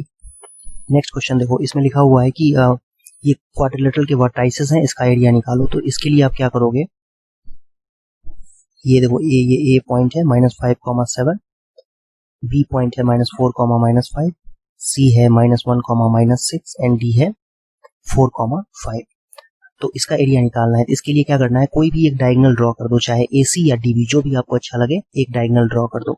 जैसे मान लो मैंने एसी डायगोनल बना दिया, तो अब 2 ट्राइंगल्स बन गए, एक ट्राइंगल एडीसी और दूसरा ट्राइंगल एबीसी, इन दोनों के एरिया को निकाल के ऐड कर देंगे। हाँ, एरिया जब निकालेंगे तो एब्सोल्यूट वैल्यू भी लेना होगा। जैसे एरिया अगर एडीसी आप निकालते हो और मान लो गलती से वो माइनस में आ रहा है तो उसको पहले प्लस कर देना, फिर ऐसे ही एरिया एबीसी निकाल लेना और फिर उसको भी माइनस में आ रहा है तो प्लस कर देना, फिर दोनों एरिया को ऐड करेंगे। तो कैसे निकलेगा, देखो जैसे मान लो कि मैंने ये x1 ले लिया, x1y1, इसको x2y2 और इसको x3y3 लेते हैं, तो 4 टाइम्स कितना होगा बच्चों, ये आ जाएगा आपका y2 माइनस y3 तो 7 एंड माइनस ऑफ माइनस 6 तो 13 हो जाएगा, फिर -5 आएगा, y3 माइनस y1, ठीक है, ये -6 में से -5 माइनस करेंगे तो -11 होगा, फिर क्या आएगा, फिर होगा -1 x3, y1 माइनस y2 तो ये -2 होगा, 5 में से 7 माइनस होगा, सिंप्लीफाई कर लो इसको, तो ये आ जाएगा 52, माइनस माइनस प्लस हो जाएगा ये, और ये भी 2 हो जाएगा। तो आप देख सकते हो इस तरीके से ये आ गया आपके पास, कितना होगा 109/2 यूनिट स्क्वायर, ये तो प्लस में ही है तो कोई इशू ही नहीं है। ऐसे ही एरिया एबीसी भी निकालना पड़ेगा, तो एरिया एबीसी कैसे निकलेगा बच्चों, आप देख सकते हो इस तरीके से, x1y1 इसको लेंगे, x2y2 इसको लेंगे, x3y3 इसको लेंगे, तो इस तरीके से एरिया 35/2 यूनिट स्क्वायर आ जाएगा। अब एरिया एबीसीडी की बात करें अगर, तो ये दोनों को ऐड कर देना है, लेकिन दोनों कोइंसिडेंटली पॉजिटिव ही आया है, ये भी पॉजिटिव आया था, ये भी पॉजिटिव आया था, तो पहले तो दोनों को क्या करेंगे, अगर निगेटिव आ रहा है तो प्लस कर देंगे, फिर उसके बाद ऐड करना होता है, ऐसा नहीं कि माइनस में लेके ऐड कर देंगे। तो ये आ जाएगा आपका देखो 144/2, 144/2 का मतलब 72 यूनिट स्क्वायर, यही आपका एबीसीडी क्वाड्रिलेटरल का एरिया होगा। तो आई होप आपको समझ में आया होगा ये। एक्सरसाइज 7.3 देखते हैं, इसमें देखो सबसे पहला क्वेश्चन जो है इसमें एरिया फाइंड करने के लिए आपसे कहा जा रहा है, तो वेरी इजी, कैसे करोगे, सेकंड पार्ट देख लेते हैं। चलो सेकंड पार्ट देखते हैं, 1/2 इंटू x1 का मतलब -5 इंटू y2 माइनस y3, -5 -2, फिर आएगा x2, y3 माइनस y1 तो ये हो जाएगा, फिर 5 x3 तो y1 माइनस y2 मतलब -1 में से -5 को माइनस करना है तो -1 + 5 हो जाएगा, और इसको सिंप्लीफाई करेंगे तो जो एरिया ये आ जाएगा आपका, देखो ये -7 है, -7 को -5 से मल्टीप्लाई करें 35 होगा, फिर ये हो जाएगा 2 + 1 3 3 जा 9, और फिर ये कितना होगा 5 4 जा 20, और ये आ जाएगा 35 9 हो जाएगा 44, 44 + 20 64, 64 को 2 से डिवाइड करेंगे 32 यूनिट स्क्वायर आंसर आ जाएगा। यही आपका आंसर है। पॉजिटिव आ रहा है, नेगेटिव आता तो हम लिख देते कि area can not be negative, therefore we will take positive value only. I hope समझ में आया होगा। फर्स्ट पार्ट भी ऐसे ही अगर खुद ही कर सकते। सेकंड पार्ट में कहा जा रहा है आपसे कि कोलिनियर है तो के की वैल्यू निकालो। तो कोई भी क्वेश्चन आपका पहला चाहे सेकंड, कोई भी क्वेश्चन देखो किस तरीके से करेंगे। यहाँ पर हम लिखते हैं, जैसे सेकंड पार्ट कर रहा हूँ मैं, तो फॉर कोलिनियरिटी ऐसे लिखेंगे, कोलिनियर होने के लिए जो है एरिया ऑफ ट्राइंगल क्या होना चाहिए, एरिया ऑफ ट्राइंगल 0 होना चाहिए। दैट मीन्स 1/2 इंटू 8 टाइम्स ये x1 y2 माइनस y3 मतलब -4 में से -5 माइनस करना है तो 1 हो जाएगा, फिर x2 y3 माइनस y1, तो -5 में से -1 माइनस करना है तो -6 हो जाएगा। फिर x3 में से ये x3 को y1 माइनस y2 मल्टीप्लाई करना है तो ये हो जाएगा 1 माइनस ऑफ -4 मतलब 5, ये 0 के इक्वल होना चाहिए। ओके, तो ये 1/2 से 2 तो क्रॉस मल्टीप्लाई होकर 0 ही हो जाएगा, तो ये 8 आ गया, -6k plus 10 is equal to 0, तो 6k इज इक्वल टू बच्चों हो जाएगा 18 और k की वैल्यू आ जाएगी 3, so k is equal to 3। Very simple, इस तरीके से आप कर सकते हो क्वेश्चन। देखो थर्ड क्वेश्चन में लिखा हुआ है कि एक ट्राइंगल है जिसके वर्टाइसेस 0, -1, 2, 1 एंड 0,3 दिए हुआ है। इसका मिड पॉइंट, साइड के मिड पॉइंट लेने हैं। मिड पॉइंट के कोऑर्डिनेट्स क्या होंगे, x1 प्लस x2/2, तो ये आ जाएगा आपका 0, 1,0, ये आ जाएगा आपका 1,2 और ये आ जाएगा आपका 0,1, ये आ जाएगा। देखो इस तरीके से वैल्यूज आ गए। अब आपसे इसमें कहा जा रहा है कि पहले तो find the area of triangle formed by joining the mid points, मतलब ये DEF का एरिया कहा जा रहा है आपसे निकालने के लिए। तो एरिया DEF की बात करें अगर, तो आप वेरी इजीली फाइंड कर सकते हो। कैसे, ये रहा x1 y2 माइनस y3, तो 2 माइनस 1 तो 1 ही हो जाएगा। फिर x2 y3 माइनस y1, ये ना 1 माइनस 0, तो 1 माइनस 0 कितना होता है, 1 होता है। फिर x3 का मतलब 0, और उसके बाद y1 minus y2, 0 minus 2 minus 2 हो जाएगा, 0 ही होना है वैसे। तो ये आ जाएगा 1 प्लस 1 2, 2/2 कितना आ जाएगा, 1 यूनिट स्क्वायर। ये आपका एरिया DEF आ गया। अब इसके बाद ये भी पूछा गया है ratio of area to the given triangle, मतलब ABC के एरिया से कितना ये ज्यादा है या कितना कम है, सॉरी कितना कम होगा ऑब्वियसली। तो एरिया ABC अगर फाइंड करना है तो इसको कैसे फाइंड करेंगे बच्चों, 1/2, ये देखो 0 इंटू y2 माइनस y3, तो 1 माइनस 3 माइनस 2 हो जाएगा। फिर x2 y3 माइनस y1, तो y3 माइनस y1 कितना होगा बच्चों, 3 माइनस ऑफ माइनस 1, तो 3 प्लस 1 4 हो जाएगा। फिर ऐसे ही x3, तो x3 कितना है, 0 है, तो 0 इंटू माइनस 1 माइनस 1, तो ये माइनस 2 हो जाएगा। ओके, तो ये दो पार्ट तो 0 ही हो गए। और 2 4 कितना होता है, 4 2 से कितना होता है 8, 8/2 कितना हो जाएगा, 8/2 होता है 4। तो आप देख सकते हो ये आ गया 4 यूनिट स्क्वायर, और DEF का एरिया जो है वो 4 यूनिट स्क्वायर आ रहा है। Ratio of this area to the area of given triangle, तो क्या आ जाएगा, ratio of areas of DEF and ABC is 1:4, यही होगा रेशियो। और एक्चुअली में DEF का जो एरिया होगा वो 1 यूनिट स्क्वायर होगा। तो वैसे भी आप लोगों ने सीखा ही होगा ये चीज कि जो ट्राइंगल बनता है मिड पॉइंट्स को ज्वाइन करके वो 1/4 होता है, बिकॉज ये जो DFEB है वो पैरेललोग्राम है, DECF भी पैरेललोग्राम है, और ADEF भी पैरेललोग्राम होता है। और पैरेललोग्राम में दो ट्राइंगल्स के एरिया सेम होते हैं। ये ट्राइंगल ADF DEF सारे ट्राइंगल्स आपस में कंग्रुएंट होते हैं। ADF ट्राइंगल DFE के कंग्रुएंट होगा, वही DBE के कंग्रुएंट होगा, वही FCE के भी कंग्रुएंट होगा। चारों ट्राइंगल्स कंग्रुएंट ट्राइंगल्स होते हैं।